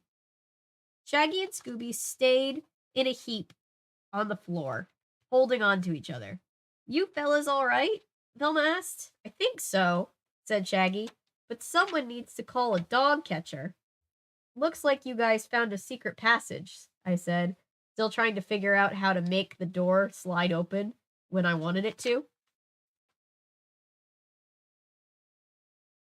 I think it opened when I pressed this, said Velma. She pressed a plaster flower that looked like a decoration, and she was right. The door slid open. Don't go in there, Shaggy warned. There's a monster dog waiting for a snack. We do need a flashlight or some candles. It's too dark to see anything, I said. Except for that shiny powder again, said Velma. And Fred, it looks like some got on your shirt, said Daphne, brushing my shoulders. I tried to see, but it was on the back of my shirt. It shines like the dog's eyes and teeth, said Daphne. And that, Shaggy and Scooby ran into their room and slammed the door. It's terror time again. Yup. Yeah. All right. Let's just see here. Ooh, what am I doing? Okay. Clue number 2. It sounds like they found phosphorescent powder. Excuse me. Phosphorescent powder. Like, I wish we had a flashlight when we found that secret passage, but you should have found the flashlight on page 42. So what do you make of this clue? That was barred, Shaggy, I guess. What clue is in this entry? How do you think it got there? How is it related to the haunted hound? Right.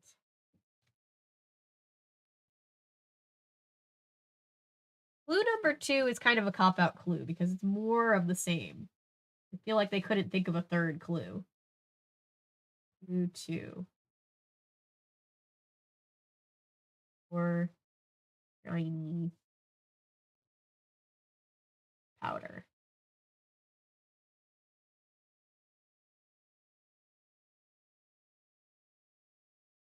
How did it get there? It's obviously on the dog.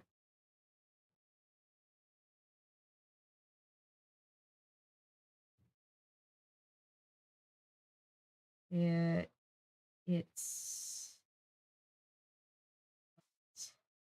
makes the dog glow. Hope it's non-toxic. Poor little dog.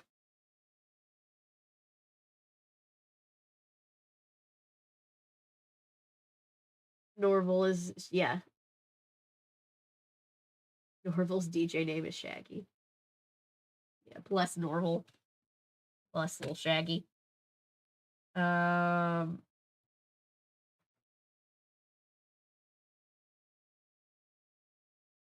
how did it get there and how is it related to the case? I guess these are the same question. A lot of powder too. To be like, if I'm supposed to believe it's falling off of the dog, it's a lot of powder.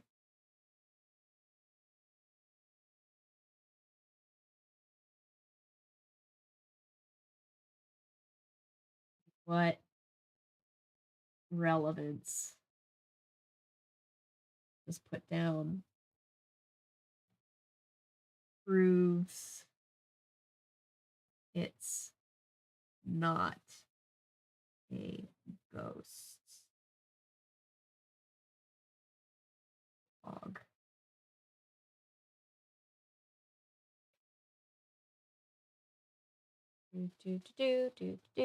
Do.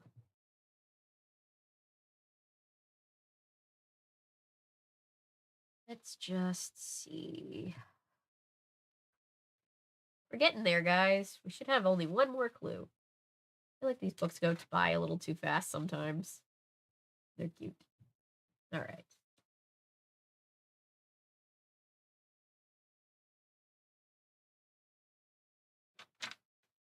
Let's just hope it's an animatronic dog and not a real one. Oh, I know. I'm gonna feel so bad for the dog. I feel like it's gonna be one of the like a Ghost Dogs of Moon Lake where it's like, and then they actually adopted the dog, and that's gonna be cute. But then I'm gonna feel bad that the poor dog went through trauma. Clue Keeper entry 7. What is all the yelling about? Sally Warnick came down the stairs. She was barefoot. Ooh, it could be her. She's barefoot. She wore a bathrobe and carried A candelabra full of candles. I've been afraid to come out of the tower with all the yelling. Just what we needed, I said, reaching for the candles. Wait, didn't the... hang on.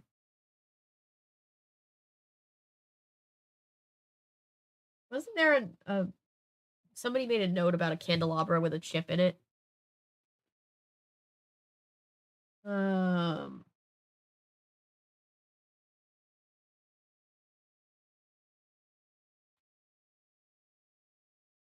What in the world did you do to Uncle Neil's wall? Sally asked, peering into the secret passage. I'm not used to there being a name that starts with S and isn't Shaggy, so my brain is trying to autocorrect. If you'll lend us your candles, we'll take a look. Seems like there's a dog on the loose in the house, I said. Sally handed me the brass candelabra. It looked a lot like the one that I'd lit earlier in the library. Ooh. I noticed it even had a chip at the base like the other one. It had to be the same candelabra, but Sally had come down the stairs leading to the tower, not up the stairs from the first floor. I noticed Velma looking at her closely too. Sally's robe, we get 2 clues in this page. Sally's robe opened, and I noticed she was still wearing jeans and a t-shirt underneath. Ooh, she quickly pulled her robe tighter. Let me get a flashlight from my room, she said. Guys, I think it's time to set a trap for our giant-sized terrier, Velma said, as she watched Sally run up the steps. We definitely know it's Sally, right? Shaggy and Saggy. Saggy. Shaggy's little brother, Saggy. I hope you found the clues on page 45. These are important clues. Answer the following questions. What were the clues? How do you think Sally got the candelabra out of the library when she said she'd been in her room all evening? Secret passageway. Or lying, or both. What could the gang tell from the fact that Sally still wore her clothing? Interesting. 2 clues in 1 page? Nice, I know, right? Clues. Let's see. Whoops. Clues. 3. And whoop. Need to run a poll, right? We're all on the same page on this one, for sure. Shaggy's twin sister. Or they're all in on it. That could be true too. Who's 3 and 4? But she was barefoot, so. The clues were what? She came down the stairs with the candelabra. The candelabra. Oh, and that she was wearing her clothes. Who's 3 and 4? The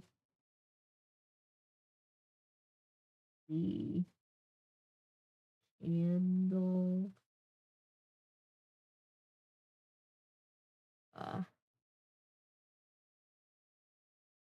From the library and was still wearing day clothes. Right.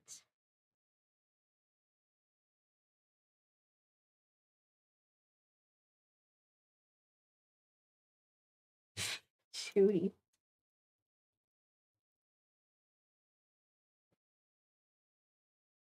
How do we think she got from her room?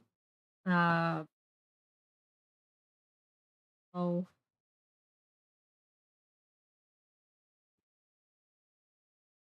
Get down stairs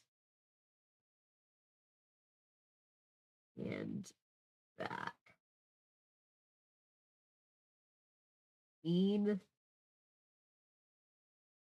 secret passageway. Looks like all my notes are just gonna perfectly fit on this page.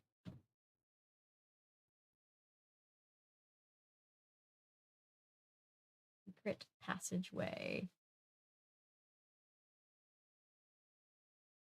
Why was she still in day clothes?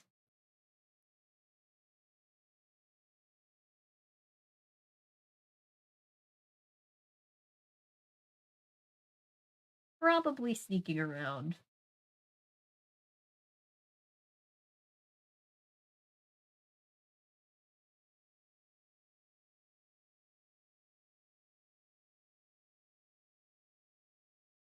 And being about sleeping.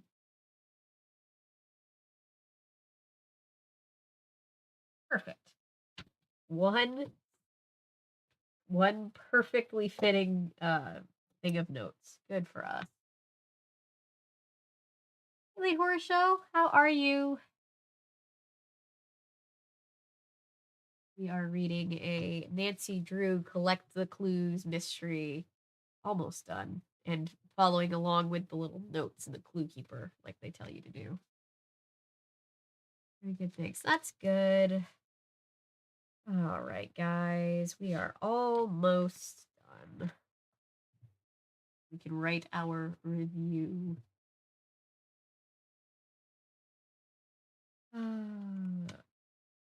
Clue Keeper entry 8.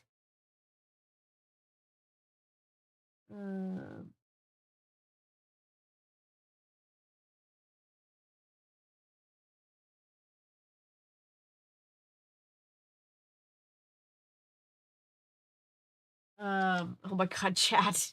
Chat, why? Can't we have one nice thing? I think I know who's behind the giant dog, said Velma, but I want to be sure. We're going to need Shaggy and Scooby to make my plan work. Ray, Scooby said from the other side of the door. Not even for a Scooby snack? Velma asked. Ruh-uh, Scooby answered. Get Fred hauling ass. Oh, we finally got the 2 panel with the monster. We usually get one. We hadn't had one yet. How about 3 Scooby snacks? She asked. The door flew open and Scooby came out, followed by Shaggy.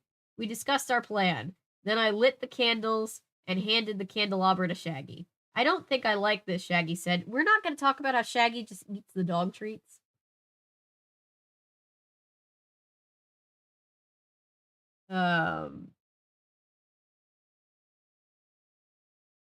Don't worry, I told him. We'll be there when you need us. We sent Shaggy and Scooby into the passage and slid the panel shut behind them. Then we hurried to the library. Velma went to the plaster flower that controlled the opening in the library, and we waited. I heard the click, click, click of the dog's nails first, then I heard him growl. Nice, doggy, said Shaggy. The growl grew louder. I nodded to Velma, and she pressed the flower.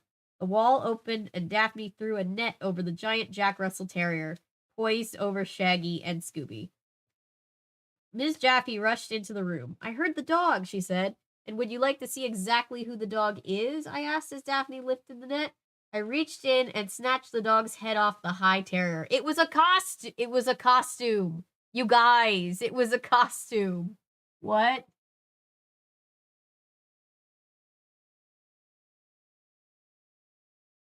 I have questions. Back, I got myself a McBurger and fries. Yay. DQ triple chocolate brownie. Ooh, chocolate muffin. Lay's stay chips and set for the rest of the stream. Nice.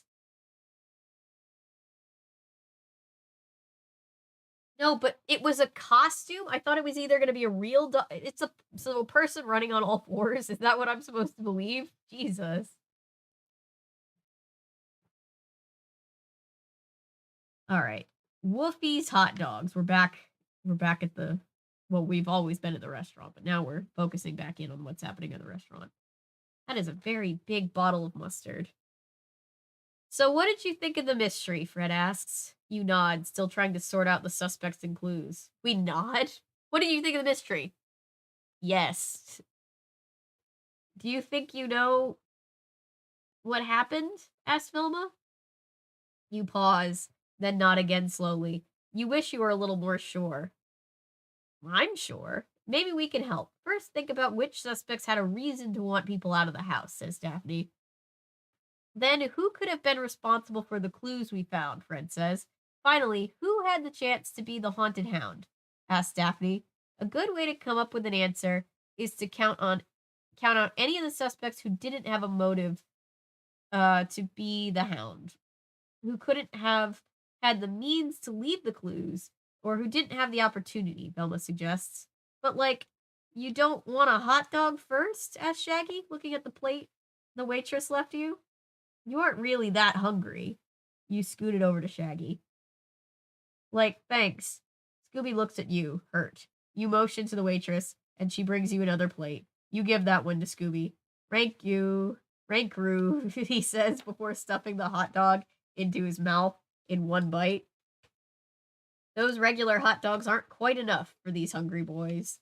Take a few minutes, then we'll tell you what happened at the haunted hound, says Fred. All right, we get a picture of Shaggy. What do we think, guys? Are we all in agreement on this one? Definitely, what's her name? Or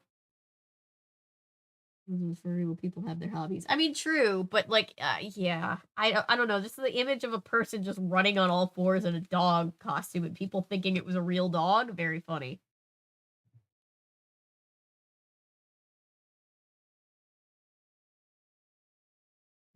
Okay, I think I want to retract my joke from when we first got into the hot dog restaurant. Now that it's spelled woofy. Oh, yes, I see where the confusion could come from. You versus the furry. I mean, furries are usually not trying to scare people out of a building. All three of them could be in on it. Okay, interesting. Interesting. It's time for you to guess who done it. Do you think you know who it is? When you're ready, turn the page and discover the ending of The Case of the Haunted Hound. I think it's the girl. You know, it's either the girl or it's definitely red herring, but usually these books don't really do red herrings. They're kind of obvious because they're for children.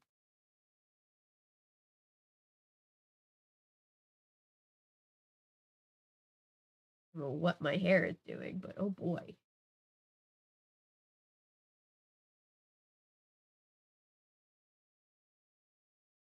Saggy. Oh no. All right, you guys ready? Is everybody ready? I'm not going to do a poll this time because I feel like it's like very obvious this time. Maybe that just means I'm extra wrong, you know?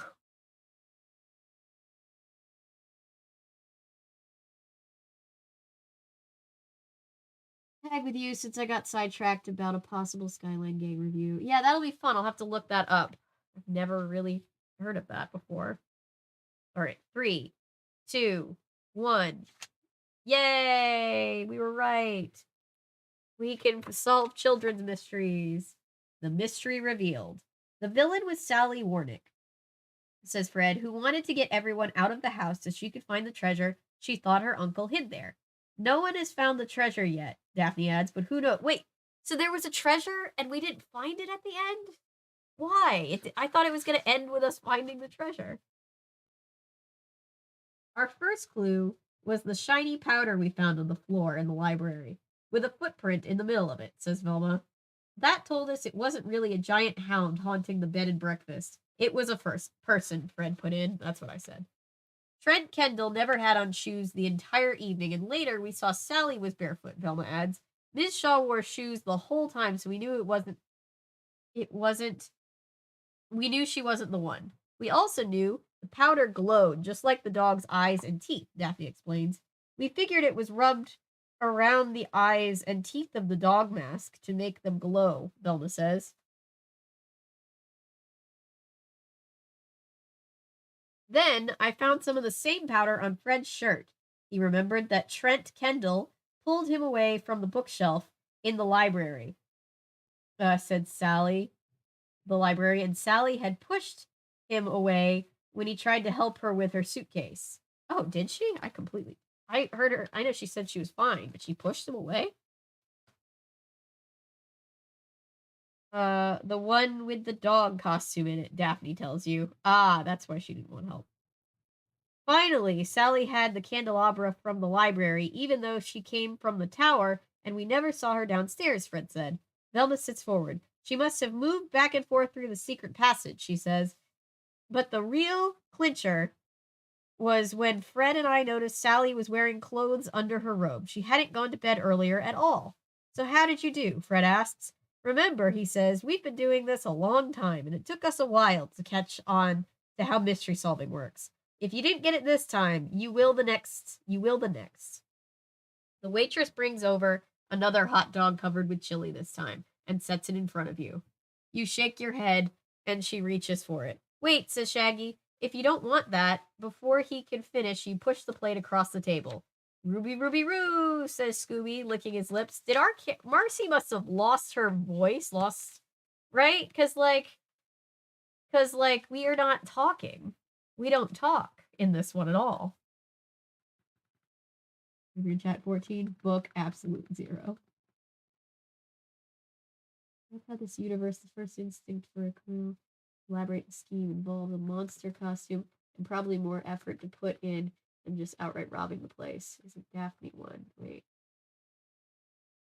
Plot twist, it's a dog in a dog costume. It's Scruffy the dog. Yes, Daphne is Ginger. You know what? I'm glad they dropped the touring band angle of the original concept. Oh, that was a thing, right? I remember hearing about that. So would they have been like competition of the Hex Girls, or would the Hex Girls never have existed, I wonder? But then there was a dog inside the dog. It's like Russian nesting dolls. Dog inside a dog inside a dog inside a dog. This is like a reverse of Scrappy Doo's costume in the movie, yeah. Percy's too busy. Oh my gosh. Oh, it's gotta be easier than this to not put innuendos in children's books, right, guys? Right?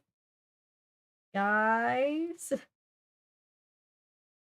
All right. Let's pull up Goodreads and write about our read.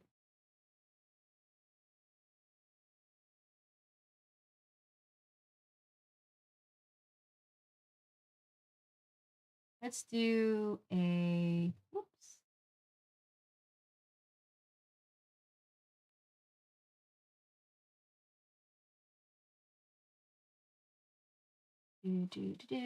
Let's do a poll. Let's see. Poll. How many stars?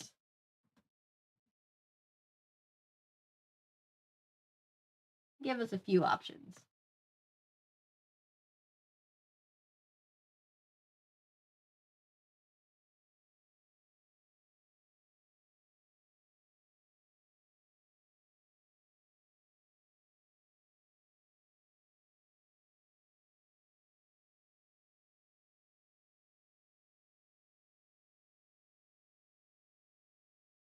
One thing before I pop off. When the time comes, I'd recommend checking out Putnam's official page. It gives a little info about the Skyline thing before checking out any of the live shows. Okay, cool. Plenty of full performances on YouTube, so you can take a random pick. See you later. Bye. Wasn't for like 90% of the book, but I'll give it a good 4 out of 5. I like the atmosphere of this one. I wish they hadn't done the thing where they kind of give away the ending at the end. I know it's a kid's book, but I like when like they're clearly trying to challenge the kids reading the books a little bit more.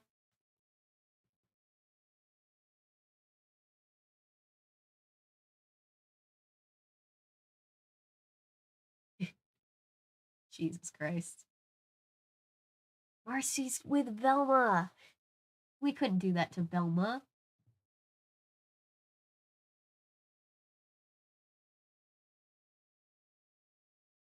I have not seen the fan film all the way through yet. No. All right, everybody. Oh, we're at 100%. 4 out of 5. 2 votes. All right.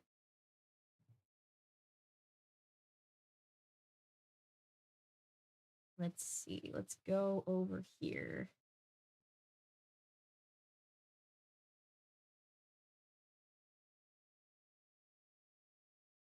Let's go to small cam. Let's update our progress. Our progress is we finished it.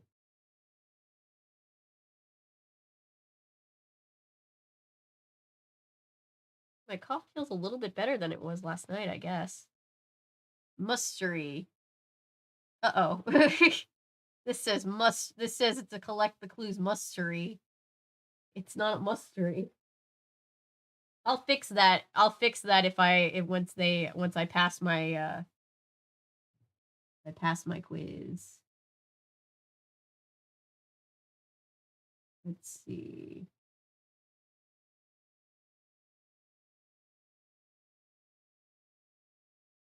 Hey, you are all of mystery and current poly additions for Marcy's on the ship. Yeah, I like this.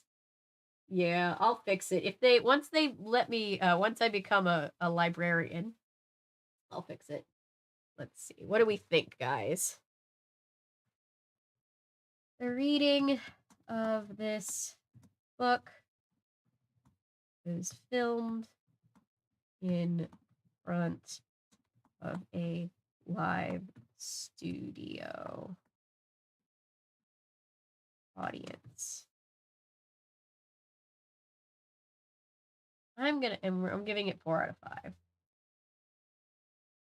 5. I'm just gonna start off and say I like the atmosphere of this one.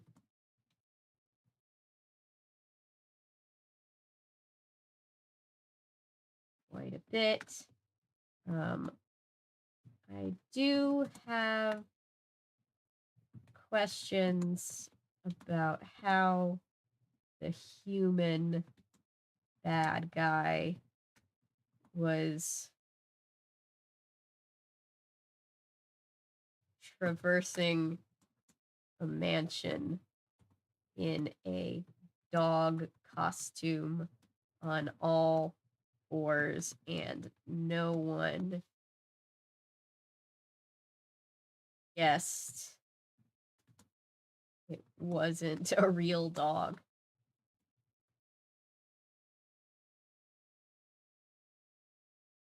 Also, wish they hadn't given away the answer on the last clue. It was technically 2. Because I like when it feels like they're challenging the kid readers to make a leap for themselves.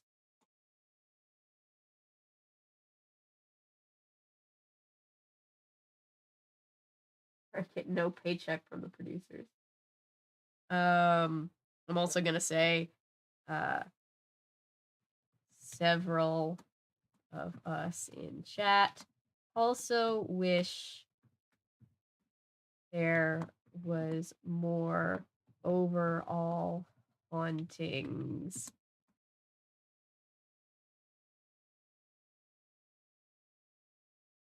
It doesn't like the word hauntings, oh well, in the series. Maybe they wanted to teach kids deductive reasoning and didn't want to make it too scary, but it would nice change of didn't expect a surprise appearance from a furry. Chat notes.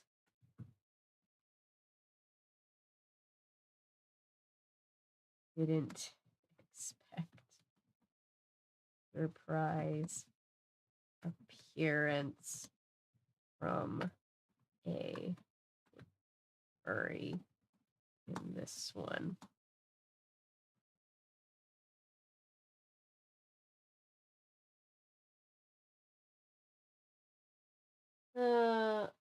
Hardly a Scooby Doo and You book if the You character doesn't get any dialogue. Right. Hardly a Scooby Doo and You book if the You character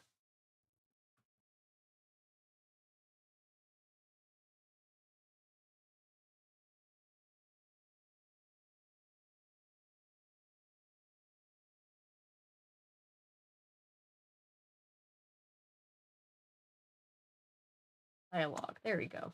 I could have referenced your chat message, Ellery, but I was like, no.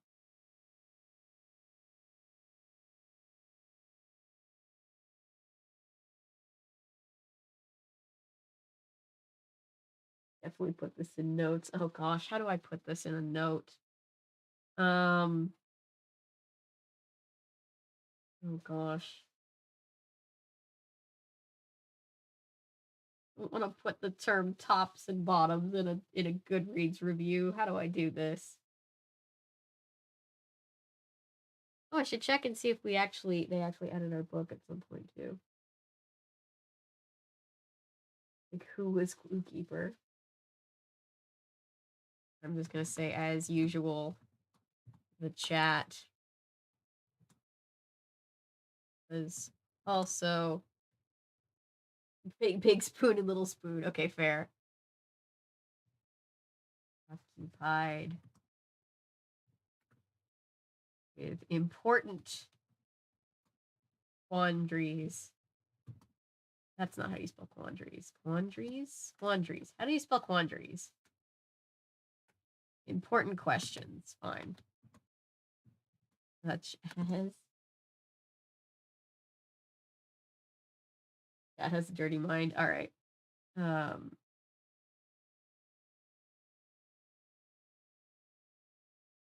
Who's the clue keeper?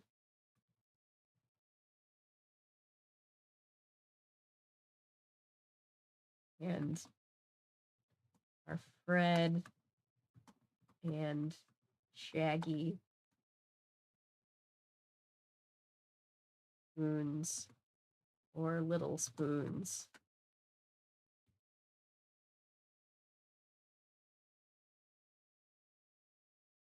They didn't use the term spoons, though, because chat has a very dirty mind. LOL.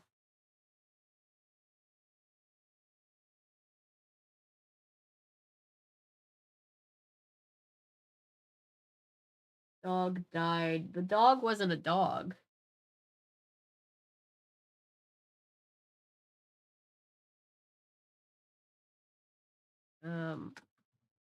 All in all, this was a pretty fun one, and Scooby and Shaggy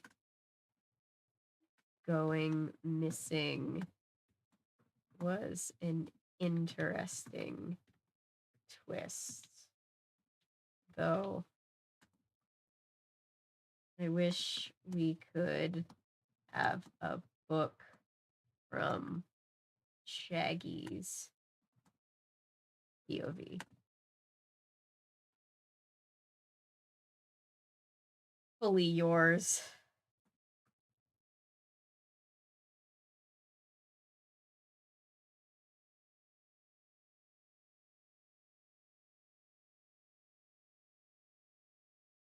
$2022. All right. Chat has no chill and spent too much time in Goosebumps Forbidden Basement. Yes. after the basement one. You're doing yes. All right. So we have read 26 books in chat. Has anybody answered my thing?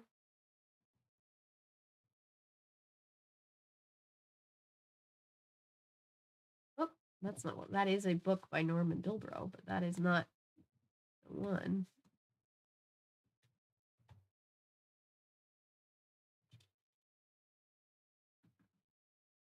All right. Well, maybe tomorrow I will get accepted as a librarian, and then I will be able to fix that and also change this so that it's no longer a mustery. No shade to the librarian who put that in there. They're smarter than me because they passed the test so far. Oh my gosh. So, yep, we've read 14 of these Scooby Doo books specifically, chat. So what sort of unspeakable active to be banned permanently from both chat and the channel as a whole? Oh gosh, are you making plans to leave us? I really don't want you to leave the channel. I don't any kind of like harassment bullying is definitely going to get you there. Also I have shadow banned a couple of people for uh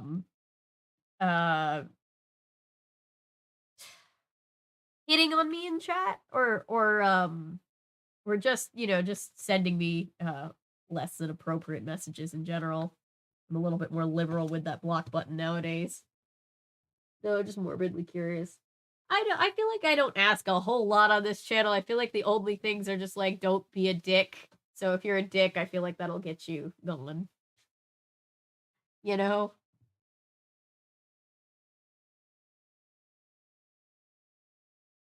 Or just completely, we've had people just completely, being annoying and just filling up chat with emojis, and then I can't read it, so then chat is basically completely dysfunctional all night, and then it's less of a I'm personally offended and more just I can't do my thing. So,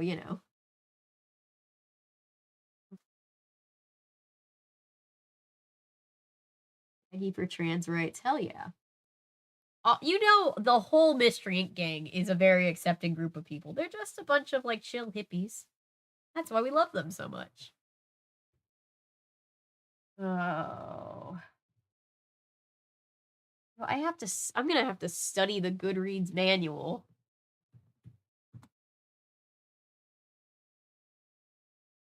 Aren't I? I will. Can't believe I'm gonna have to study for this test.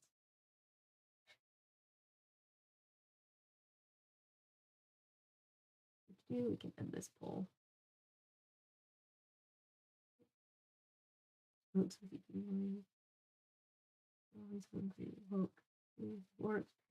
Oh gosh, poor Shaggy. Hasn't Shaggy been through enough?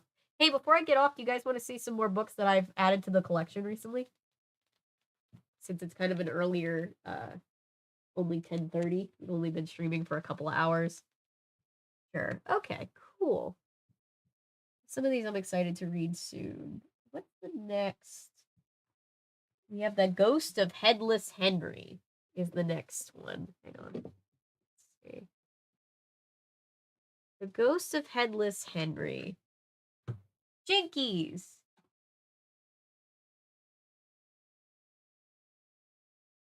Jinkies! The king has gone back in time. At Museum Village, history becomes scary when a headless ghost shows up. Headless Henry is scaring all the customers away, and Mayor Banks needs help. It needs help. Jesus Christ. Can Scooby and the gang catch the ghost and save the Museum Village? They need your help to solve the Revolutionary History mystery. So that's our next Scooby mystery, the next time we read a Scooby book. Spider, Haunted Hound. We'll put this back where it belongs. Don't knock Bob Ross and Jim Henson over. Thank you.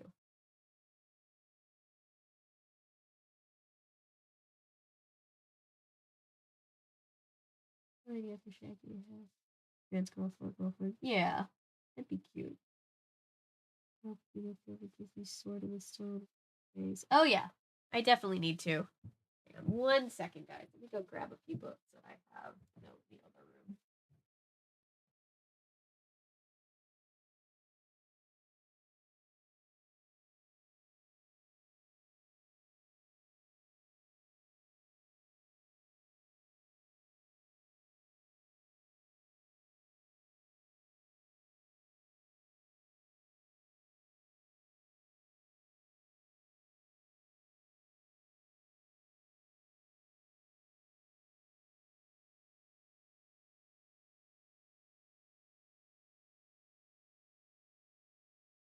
All right, so this is by no means an exhaustive list. I'm actually going to do this in 2 trips because there's quite a lot of new books that I found.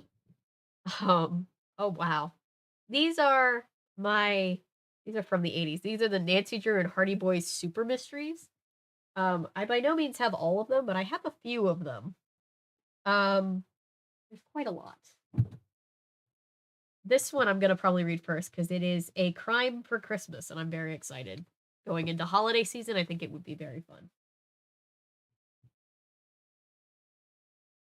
Mary Jane or Crystal, who would you like to see Shaggy read it? Ooh. I liked Mary Jane. Well, I liked Crystal too. I like both of them.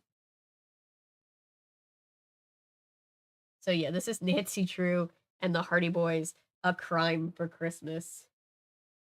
Could be natural tuning. Oh yeah. I need to do a Scooby Natural video too. A crossover. So yeah, can we just appreciate how 80s all these books are? Look at Frank and Joe, by the way. Frank, I feel like, is consistently Frank, right? Frank, they kind of, but Joe, they're never really sure exactly what Joe looks like. And this is just, look at the leather jackets, look at the sweaters, look at how angry Joe looks for some reason. Mary Jane, because we joke is funny, that's funny. In the back of this, America's hottest teen sleuths team up when terror threatens a crown prince. Nancy Drew is in New York to join the Hardy Boys in an important case.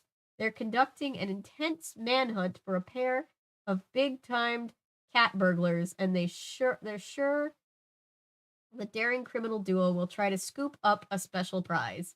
The spectacular crown jewels of the Sarcone, which are on display at a museum. Meanwhile, Nancy's friend Bess is enjoying the holiday season with a dream date, a handsome and mysterious guy called John.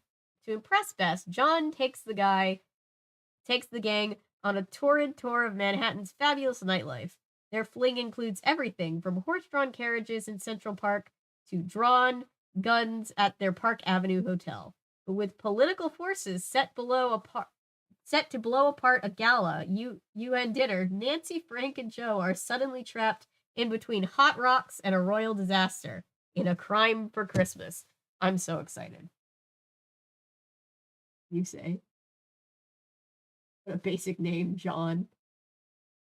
Oh yeah. No, so these were in the 80s and 90s especially. They put a big focus on making Nancy Drew and the Hardy Boys like cool. So there's like the Nancy Drew Files, which I also have a bunch of books from that series, and the Hardy Boys Undercover Brothers. They're book series that take and then this series was pretty big because it crossed them over in a whole bunch of books. Just got here. Hi Patrick, we're just gonna get off in a minute, but the VOD will be available. I was just showing people my Nancy Drew and Hardy Boys books from the 80s that I've collected up. These books are just funny because they put more of an emphasis on like danger and dating and all this stuff so that like older kids will get into Nancy Drew, I guess. I guess that was the game plan. Oh, I need to show them the Murder She Wrote book. Yeah, let me show them that. Patrick sent a Murder She Wrote book and it makes me very happy. Hang on 1 second.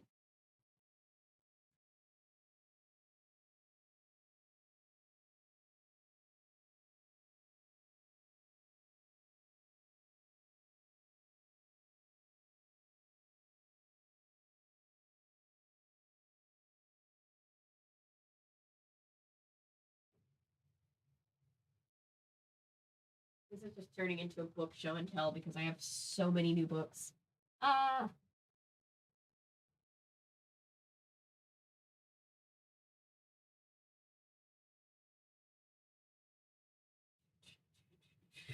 So this is the book, the Murder She Wrote book that came from Patrick. Thank you, Patrick.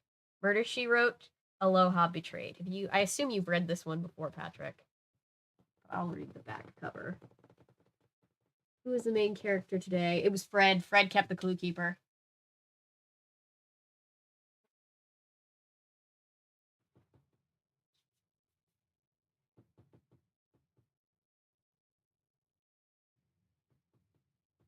Mysteries for horny teens, kind of. They're not like that explicit. Although I do remember that in the Secrets Can Kill book, Nancy does kiss Daryl Gray, which I never liked. Haven't read it in a long time though. He actually wrote a lot of these Murder She Wrote books. And I read a couple back in the day, but I never read this one, so I'm excited. I keep forgetting her character and Velma broken up or back together. I think they're together. Although I think chat thought she might have a fling with Shaggy on the side, but I was like, no. Oh, Perry's here. Here, Perry. Perry has been summoned. Give me 1 second, guys.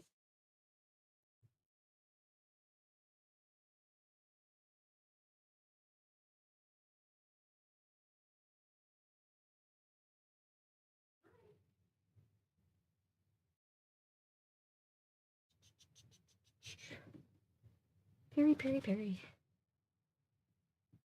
Still together. Heading out now later. Bye. Yeah, we're winding down. This is just gonna be a little book show and tell, and then I'll hop off. I was pleased that I decided to make the trip up the volcano. Hiliki. Wait, I can never say this. Helikikala. Helikikala, sorry. And to bicycle down instead of being driven. Oh wow. The experience was exhilarating and it displaced what had become a nonstop fixation on Malik Kapul's death. Not that those thoughts didn't intrude from time to time, but they weren't as all consuming as they had been. On a relatively level stretch of road, I glanced back to see that the man who'd left the base camp with me had now closed the gap and was only 15 feet behind me. The straight and level portion was quickly replaced by another switchback that curled around the mountain and skirted a steep drop off. She's like a mad cyclist, isn't she? That's awesome. The man with the shaved head was suddenly abreast of me. Hadn't he heard the admonition that we were to ride only in single file? I shook. He didn't get the message. Get behind me or pass, I shouted. He responded by moving closer. He was now pressing against me, causing me to have to turn, which pointed me at the drop off. Stop it, I yelled as I fought to avoid going over the edge. I squeezed hard to apply both sets of brakes.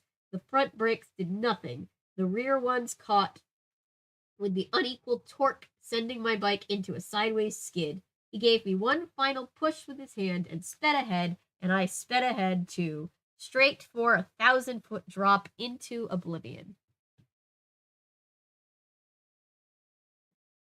Shaggy is aromantic and has a queer platonic thing with bisexual kid Fred. Yes.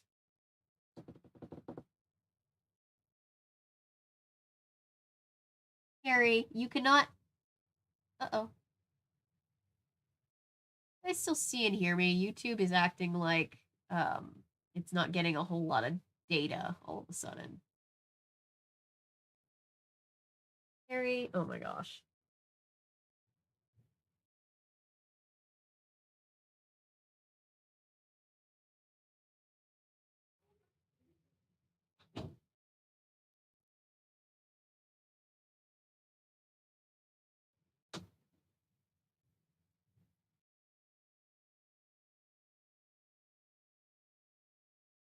Come on, guys.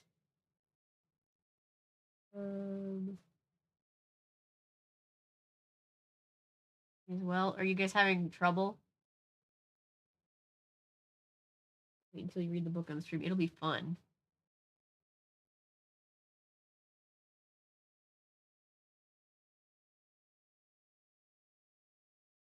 Wait, but you guys can see me. It's just kind of iffy. I had disappeared for dinner, but I'm back. Hello, we finished our book, and I'm just showing people some things that I got. Books that I got either from you guys, or a lot of them are books that I found on eBay that I'm excited for. I can't, it might not be your internet, it might be me. Checking to make sure.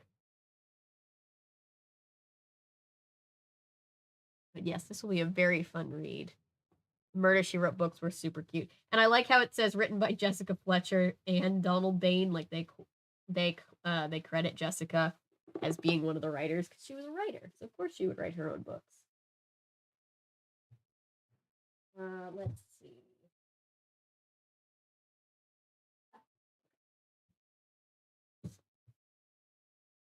I just love the covers of these Nancy Drew Hardy Boys books. Mine's working again. Okay. We're taking out the new books. Yeah.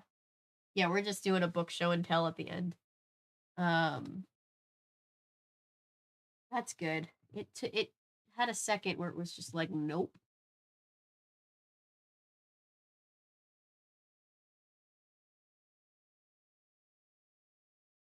I can see and hear you fine. Okay. Also, cards the OG British show is so much better.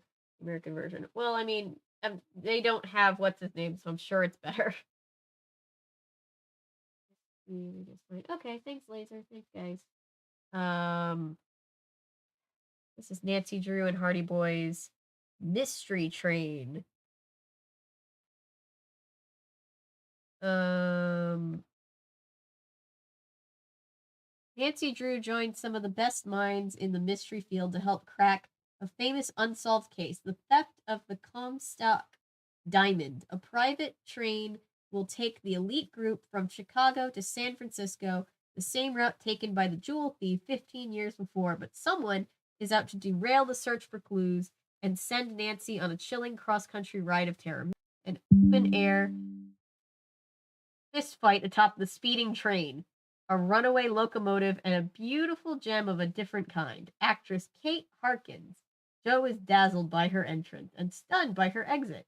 The teen detective suspects she's been kidnapped, and it soon becomes clear that they've all been ticketed to disaster. It's very clear that Last Train to Blue Moon Canyon was based loosely on this book, and I'm excited. Although I wish we had gotten a fist fight on top of the train. That would have been pretty cool. If I need more Cheetah Girls or something, nostalgic tween girl books are very necessary. Yes. I had fun reading the Cheetah Girls books. Or book. We read the first one. That was very fun. Hi. Yes, hey, we finished our book and now I'm just showing people some books that I got that I'm excited for to stream in the future. We also have Copper Canyon Conspiracy, which probably also had something to do because Copper Canyon, Colorado. Remember we were there in that book. Nancy Drew's in Tucson watching her friend George run in the Cactus Marathon. Among the entrants is Taiso Hamuda, a Terra Humera. I don't want to say that. A native person from Mexico who's also running for his life. He has received several death threats, possibly tied to his people's dispute with the lumber mills of the county, and Nancy decides to see him safely back to Mexico. But her help may have come too late. Soon after crossing the border, Taiso is arrested for the murder of a powerful logging baron. Meanwhile, Joe Hardy, who also ran in the marathon and has brother Frank, to the sprawling ranch belonging to the family of Corey Weston. For a while, the threats were directed at Taiso. It was Corey running at his side who paid the price, nearly killed by a boulder thrown in his path. As the truth behind the attacks gradually unfolds, Nancy and the Hardys expose a tangle of greed, bribery, and corruption stretching from southern Arizona to the Sierra Madre in Copper Canyon Conspiracy. The second one is about Chanel's shopping addiction. Hey, Kev's Retro Gaming. Welcome. We finished our book, and now I'm just kind of giving everybody a preview of some books that I want to read, some like mystery books I want to read on the channel in the future. New Year's Evil. I'll have to read this one in the season, since New Year's is coming up too.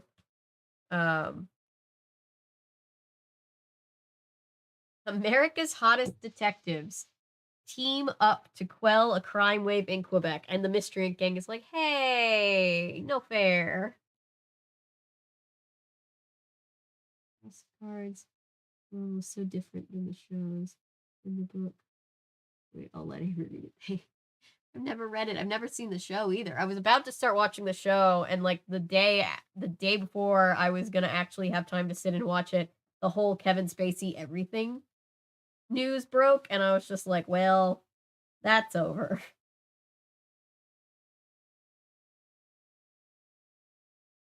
So did anybody ever read Tom Swift? I never did, and I see in collecting Nancy Drew and Hardy Boys books, I see the series come up a lot because it was published by the same publishing company, and there was Hardy Boys Tom Swift team ups. I've never read them. British version of Who Done It. Yes, I thought about doing a video about that. We've only got like what 2 more episodes of Who Done It before we've covered the whole series. I can't believe it. We're gonna have to find like another thing to cover with Natasha.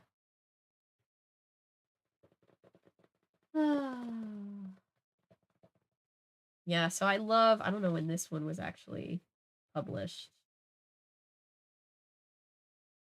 Oh, this was 91. I just love how extra the covers of this series are, you know? Nancy Drew heads for Quebec City to investigate sabotage on the set of the romantic TV thriller. Oh, so this one definitely has something to do with, hang on, I'll finish. Dangerous Loves. But the action behind the scenes is far more chilling than anything on camera. Somebody is secretly determined to turn the film into a flop.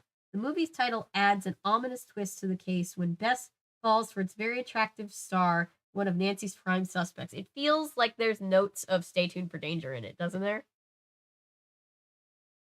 Who the F is Tom Swift? I had never heard of it before I started like collecting books, and I started seeing the name pop up everywhere. I believe it's like an old-timey like teen mystery that just wasn't as popular. But I was wondering if anybody else had read them.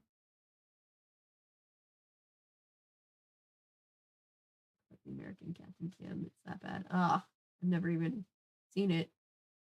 Frank and Joe Artie are also in Quebec for Winter Carnival's spectacular auto ice racing event. But it's like Nancy and her friend are doing girl things, but the boys are here doing guy things. Gotta love 1991. But they soon find themselves in a race of their own to catch a murderer. Racing champion Andre Juno has turned up dead. At the same time, a photographer from the movie set has turned up missing. Nancy, Frank, and Joe form a single resolution: infiltrate the criminal conspiracy. Very much Stay Tuned for Danger vibes. Yeah, that's why I'm excited for it.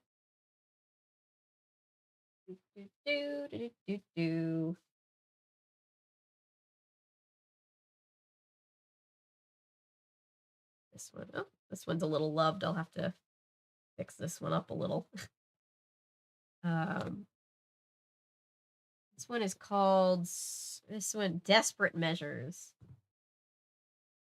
An urgent call from longtime friend Molly Keegan, who brings Nancy Drew to Arlington, Virginia, outside Washington, D.C. Molly's father, Lambert Keegan, what a cool name, the top scientist at Terracon Industries, suddenly vanished, and the only clue to his whereabouts is a scribbled reminder of an afternoon meeting at the reflecting pool of the nation's capital. Nancy arrives at the rendezvous just in time to spot someone who looks like Lambert with a woman, moments before the woman is shot. Meanwhile, as the man flees into the crowd. Nancy returns to find none other than Frank Hardy, administering to the victim's wound. The Hardys, who have just flown in from Florida, also hope to talk to the woman, an official with the Consumer Product Safety Commission. I love how they just keep running into each other, you know? Guess we could read Tom Swift. If anybody comes across any Tom Swift books in the wild, send them to me.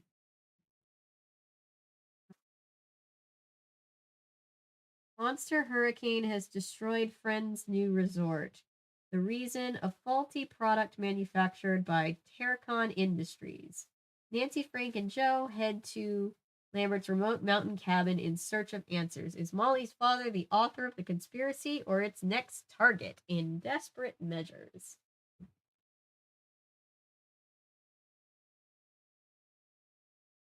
Look at First of all, look at how much Joe looks like Matt Smith on this cover. Second of all, look at what is Joe is just like trying desperately to save Nancy's life in this picture, and Nancy looks almost unfazed. She looks like, nah, not again. Not this shit again. Tom Swift is the origin of the word taser. Really? Thomas A. Swift's electronic rifle. Interesting. I never knew that. Made a special. It's the 20th anniversary. Ah. Taylor's came back for some reason. American freebie in hand. Interesting. He does look like Matt Smith, doesn't he? Like, this is just they want the Hardy Boys, but especially Joe to look like, but oh my god, he looks like Matt Smith here. It's weird. It's a very interesting piece of Goosebumps art letting you know what to prepare for.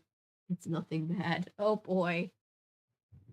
My phone's about to die. Let me plug it in.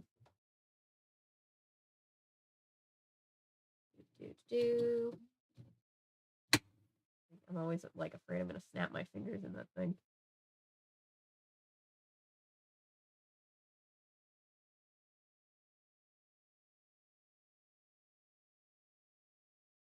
Yes, I can watch it. I know. I feel like he would be Matt Smith, but who would play Frank? If Matt Smith is Joe Hardy.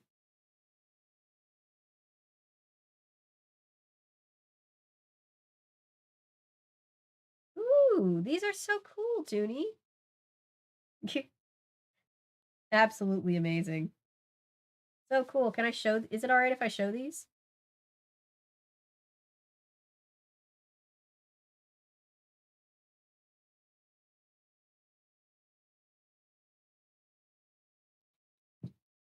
Which one is Matt Smith? Matt Smith is Joe Hardy. I assume because this Hardy boy has a bubble vest and black hair. That has to be Frank. Hardy boys, it's Morbin time. Jared Leto does not get to be a Hardy boy. I swear.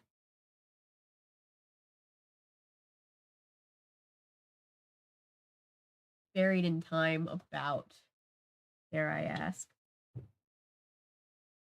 Nancy Drew heads west to help archaeologist Todd Langford investigate a series of thefts and threats interrupting his work. A young Native American woman, Red Sky, Wind Sea. Okay, so they said Native American here.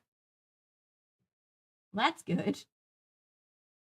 Claims that he has disturbed the dead, desecrating a sacred, never mind, burial site. But the morning after Nancy's arrival, she learns that Todd has unearthed more than a poltergeist, for the burial ground has become a killing ground, and Langford has dug his own grave. Okay. Cool. Everybody, check out this. Pull this up so I can actually see. This art by Toonie. Isn't this cool? It's like a movie poster.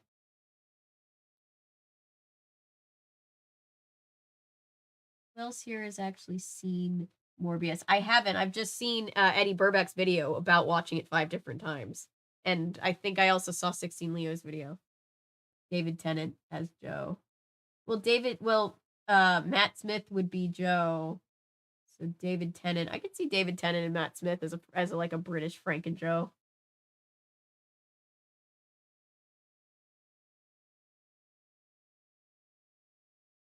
Oh, mama. LOL, got him. I just realized, Milo, that you were probably asking who is Matt, like which one is Matt Smith? Matt Smith was the 11th Doctor. Here's some, I like this, some Thomas the Tank Engine art. I think I'm just gonna share this on the community tab along with your Slappy that I forgot to post. And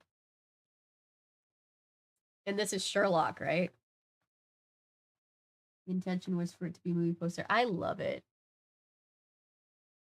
So cute. I love your style.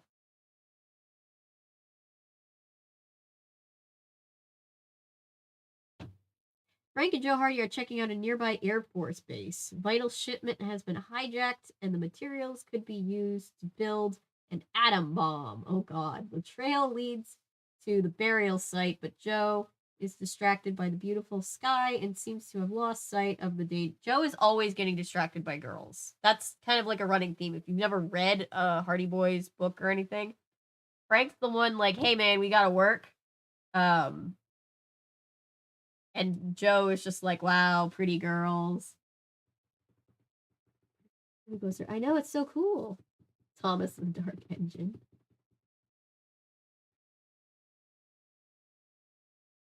I have seen Matt Smith's Doctor. I liked it a lot. Him as the Doctor. Although David Tennant's always going to be my favorite, I think. Joe is the Pokemon Brock of the group. Oh god, you're right.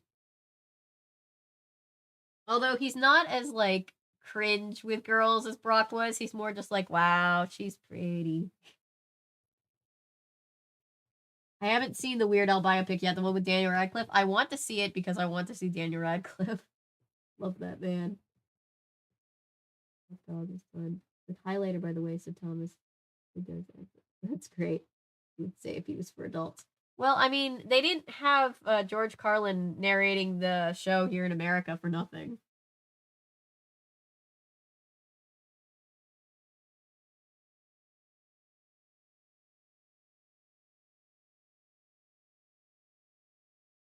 Oh. There's also this book where they're in Paris. I don't know what Joe is holding Frank back from doing, but it looks very serious. Definitely want to watch the Weird Al movie. Yes. I love that. I didn't know this until I saw an interview that Weird Al had like asked specifically, like Daniel Radcliffe was his first choice, and I thought that was great. We will watch it. It does sound hilarious. I've never met Daniel Radcliffe, but they filmed season 1 at least of Miracle Workers here in Atlanta, and a bunch of my friends have met him, and he's just so kind. He was just so kind to all of them, and so I always have a warm place in my heart when I find out that actors have been nice to my friends. He's apparently just a chill dude. Nancy flies to Paris to help rock idol Johnny Crockett. His World Hunger Rock Tour is being attacked by a rash of vicious pranks that threaten to shut down the charity event. As soon as Nancy arrives, she finds that the problem may be more than a simple case of dirty tricks. The tour's financial records have been stolen, and the handsome rock star could be facing a career-ending scandal. Oh dear. Hello, Jay. We finished reading our Scooby Doo book for the night, and I was just giving people a preview of some of the books that I was planning for the future. Oh yeah, so much One Piece manga, so much. Voice, yes, yeah. Ringo Starr is the narrator. I didn't know that until semi recently. Apparently, credits another interview which he sang Somewhere's Chemical Element song is being the reason they reached out to him. Yeah, I think that's really great.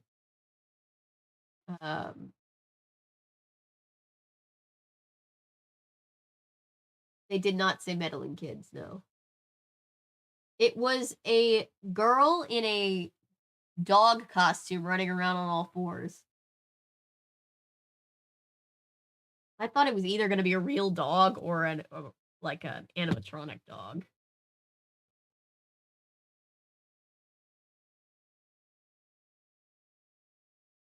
Oh, I yawned and like my ears popped. You know, like when you're like dealing with congestion. Frank and Joe Hardy are in Paris for a conference on art thefts. A conference on how to stop art thefts, I assume, not how to commit them. They're bumping into Nancy at the airport. The brother detectives run into a bundle of heavy trouble. They spot their old nemesis, Fiona Fox, and realize that the City of Lights is about to be hit by a one-girl crime wave. And to make things worse, Joe seems dazzled by the lovely cat burglar. Every time. It's always the girls. Scooby Doo head over heels or was he terrified? He was just like cool. And then they were like, but the dog is a ghost, it died. And he was just like, oh man, that sucks. And then he was scared.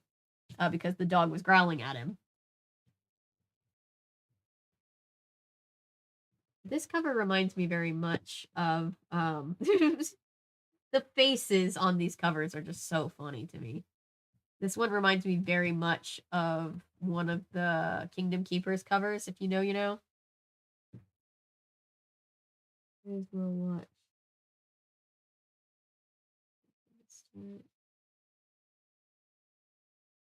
Yeah. All right. Nancy Drew and a small group of adventurers hike into the Wyoming wilderness to sharpen their survival skills. But the higher they climb into the remote and rugged Rockies, the more perilous the risks become. Nancy suspects that the mounting dangers are more than mere accidents of nature, and that the adventures are headed for the most deadly survival test of all. Meanwhile, Frank and Joe Hardy are responding to Nancy's call for help to confirm her worst suspicions. The mountain is the focus of $1 million criminal enterprise, and a gangland mob has cut the expedition off from the outside world. An accomplice inside the group is leading them on a true trek of terror, and it's up to the three intrepid sleuths to blaze a trail to safety.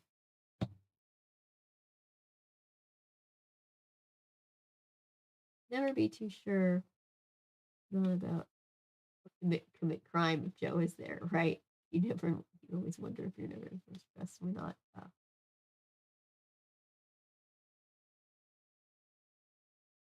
Yeah, I have more of these books. Let's take a detour because these just came in. I wish I could show you um, the Wishbone Frankenstein, but it did not come. I got instead sad, boring, regular Frankenstein. They're from the Nancy Drew Girl Detective series. Remember that they all have these very like CSI Miami looking covers. I'm Nancy Drew, and I've got a case to crack. Actually, make that 2 cases. First, a gorgeous Fabergé egg has been stolen. Who would have the heart to snatch such a precious family heirloom from someone new to town? Some housewarming, that is. And if this isn't enough to keep me busy, someone's running through the gardens and stomping over all the zucchinis. Feels like one is more precedenting than the other, more pressing than the other. But you know what? No crime too small. Needless to say, it's a big mess in more ways than one, especially for Mr. Safer, who's suspected of swishing the squash. I'm pretty sure Mr. Safer is innocent, but who's the real vegetable vandal? We also have a Race Against Time. Fun fact, I paid for 1 book, right? I actually think I got this as a free bundle because it was like, pick a free book. And this was listed as 1 book, and it's a carton of 4 books. Did anyone here watch CSI Miami? I recall watching that religiously as a kid. I never was super into the NCIS or to CSI Miami. My cousins were really into NCIS, and I was kind of like a fan-in-law of NCIS through them. Usually the second person they questioned who committed the murder. Yeah. I've been watching a lot of Monk as I edit, because that's my comfort show, and I'm like, I really gotta start cover more Monk. I've only covered one episode my entire time on YouTube. They're very hostile to each other and are all pricks, kind of. Yeah. If you haven't seen Tom Scott's video about Thomas the Tank Engine, you should. If I'm in the game, I play to win. So, as captain of my team in the River Heights Biking for Bucks charity road race, my goals are to bring my team over the finish line first and to catch a thief along the way. See, all the money we raised before the race has been stolen, and I know I can find it. With 2 days, practically no clues, and a bike race to win, I've got my work cut out for me. But with Bess, George, and Ned on my team, what could stand between us and the gold?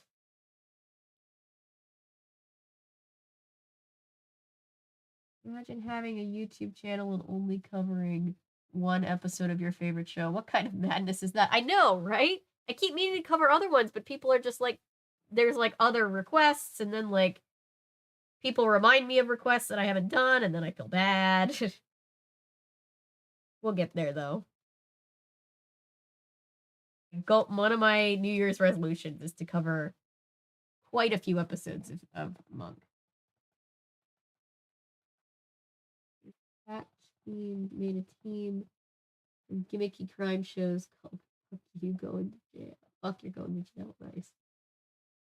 What show? Monk? Monk is a show that ran from like 2002 to 2009. 8 seasons. Tony Shalhoub is like modern day, like a modern day Sherlock Holmes type.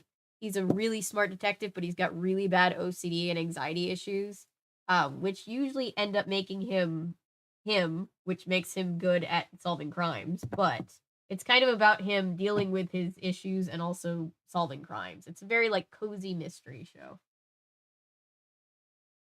I did an amazing video on it. Yes, it was a great video. It's no explanation, but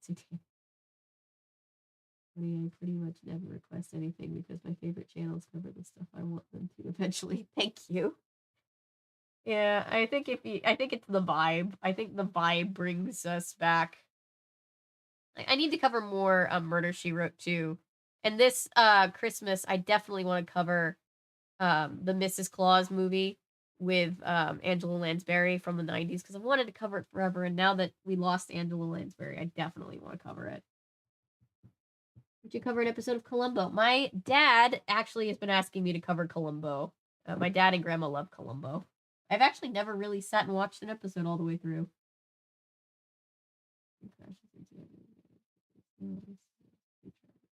I know.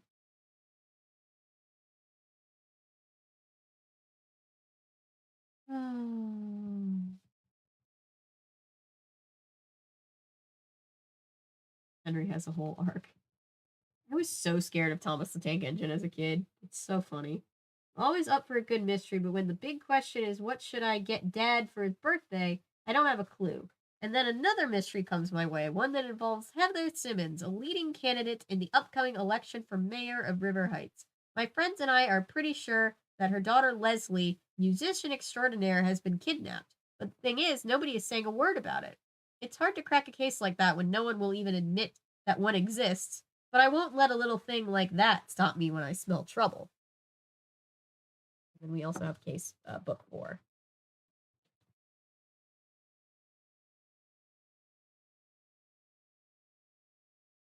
Doesn't help there's too many good shows and movies to cover. There's so many good ones. I was just talking about this before. My brother was like, you could have a whole side channel just about Nancy Drew content, and you'd never run out of content.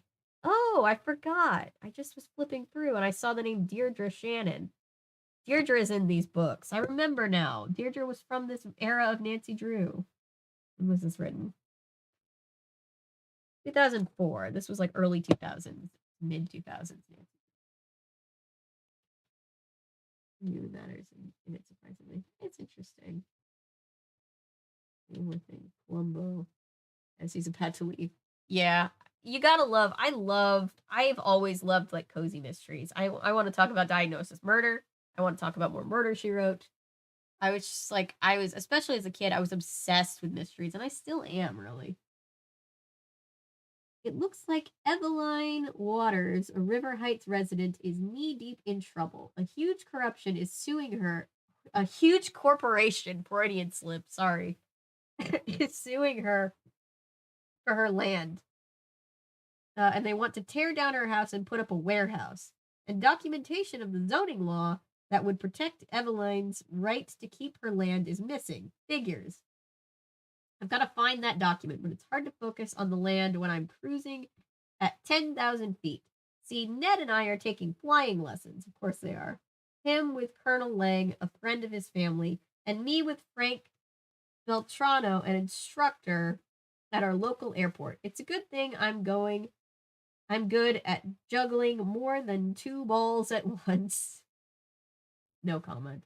Too bad I'm not the only one. Sure, I could say that that's a reference to her love triangle with Frank and Ned, but I'm not going to. All the books. Oh, yeah. Yeah. Ooh, Once Upon a Time is also going to be fun to cover because that show is wild. I have more books, but let me just show you guys these. I have a lot of these, but I wanted to show you. I got a bunch of them in things like this. This is Hardy Boy's Undercover Brother. This is the case. Remember when I said, hey, I think this is the series where it technically explains why they have one cell phone? I think it's because it's the ATAC cell phone that they're given because they work for American Teens Against Crime, also known as ATAC. These books are so much fun. This book is called Martial Law. It's about them briefing for agents Frank and Joe Hardy. Mission to determine whether there is a connection between injuries sustained by 2 students at the Rising Phoenix Martial Arts Center. One student was beaten, the other simply collapsed on the floor of the school. Location Holtzville, just south of Bayport. Potential victims, 2 students are currently in the hospital recovering. More students could be at risk. Suspect Sensei Paul Wong and any of the students. Further investigation is necessary. Requires your immediate attention. So yeah, they're going undercover. That's why these books were being written at the same time of the Nancy Drew games being made. So that's why we see so many references to ATAC. Billington Resort has 2 high-profile events on Saturday: a vintage car auction and the celebrity wedding. A celebrity wedding, but they also have a bomb threat. You have 8 hours to find the bomb and bust the bad guys. Location, Phoenix, Arizona. Potential victims, everyone staying at the Billington, as well as the resort itself.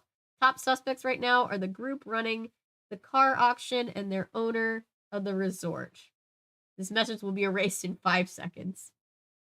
So yeah, I'm very excited.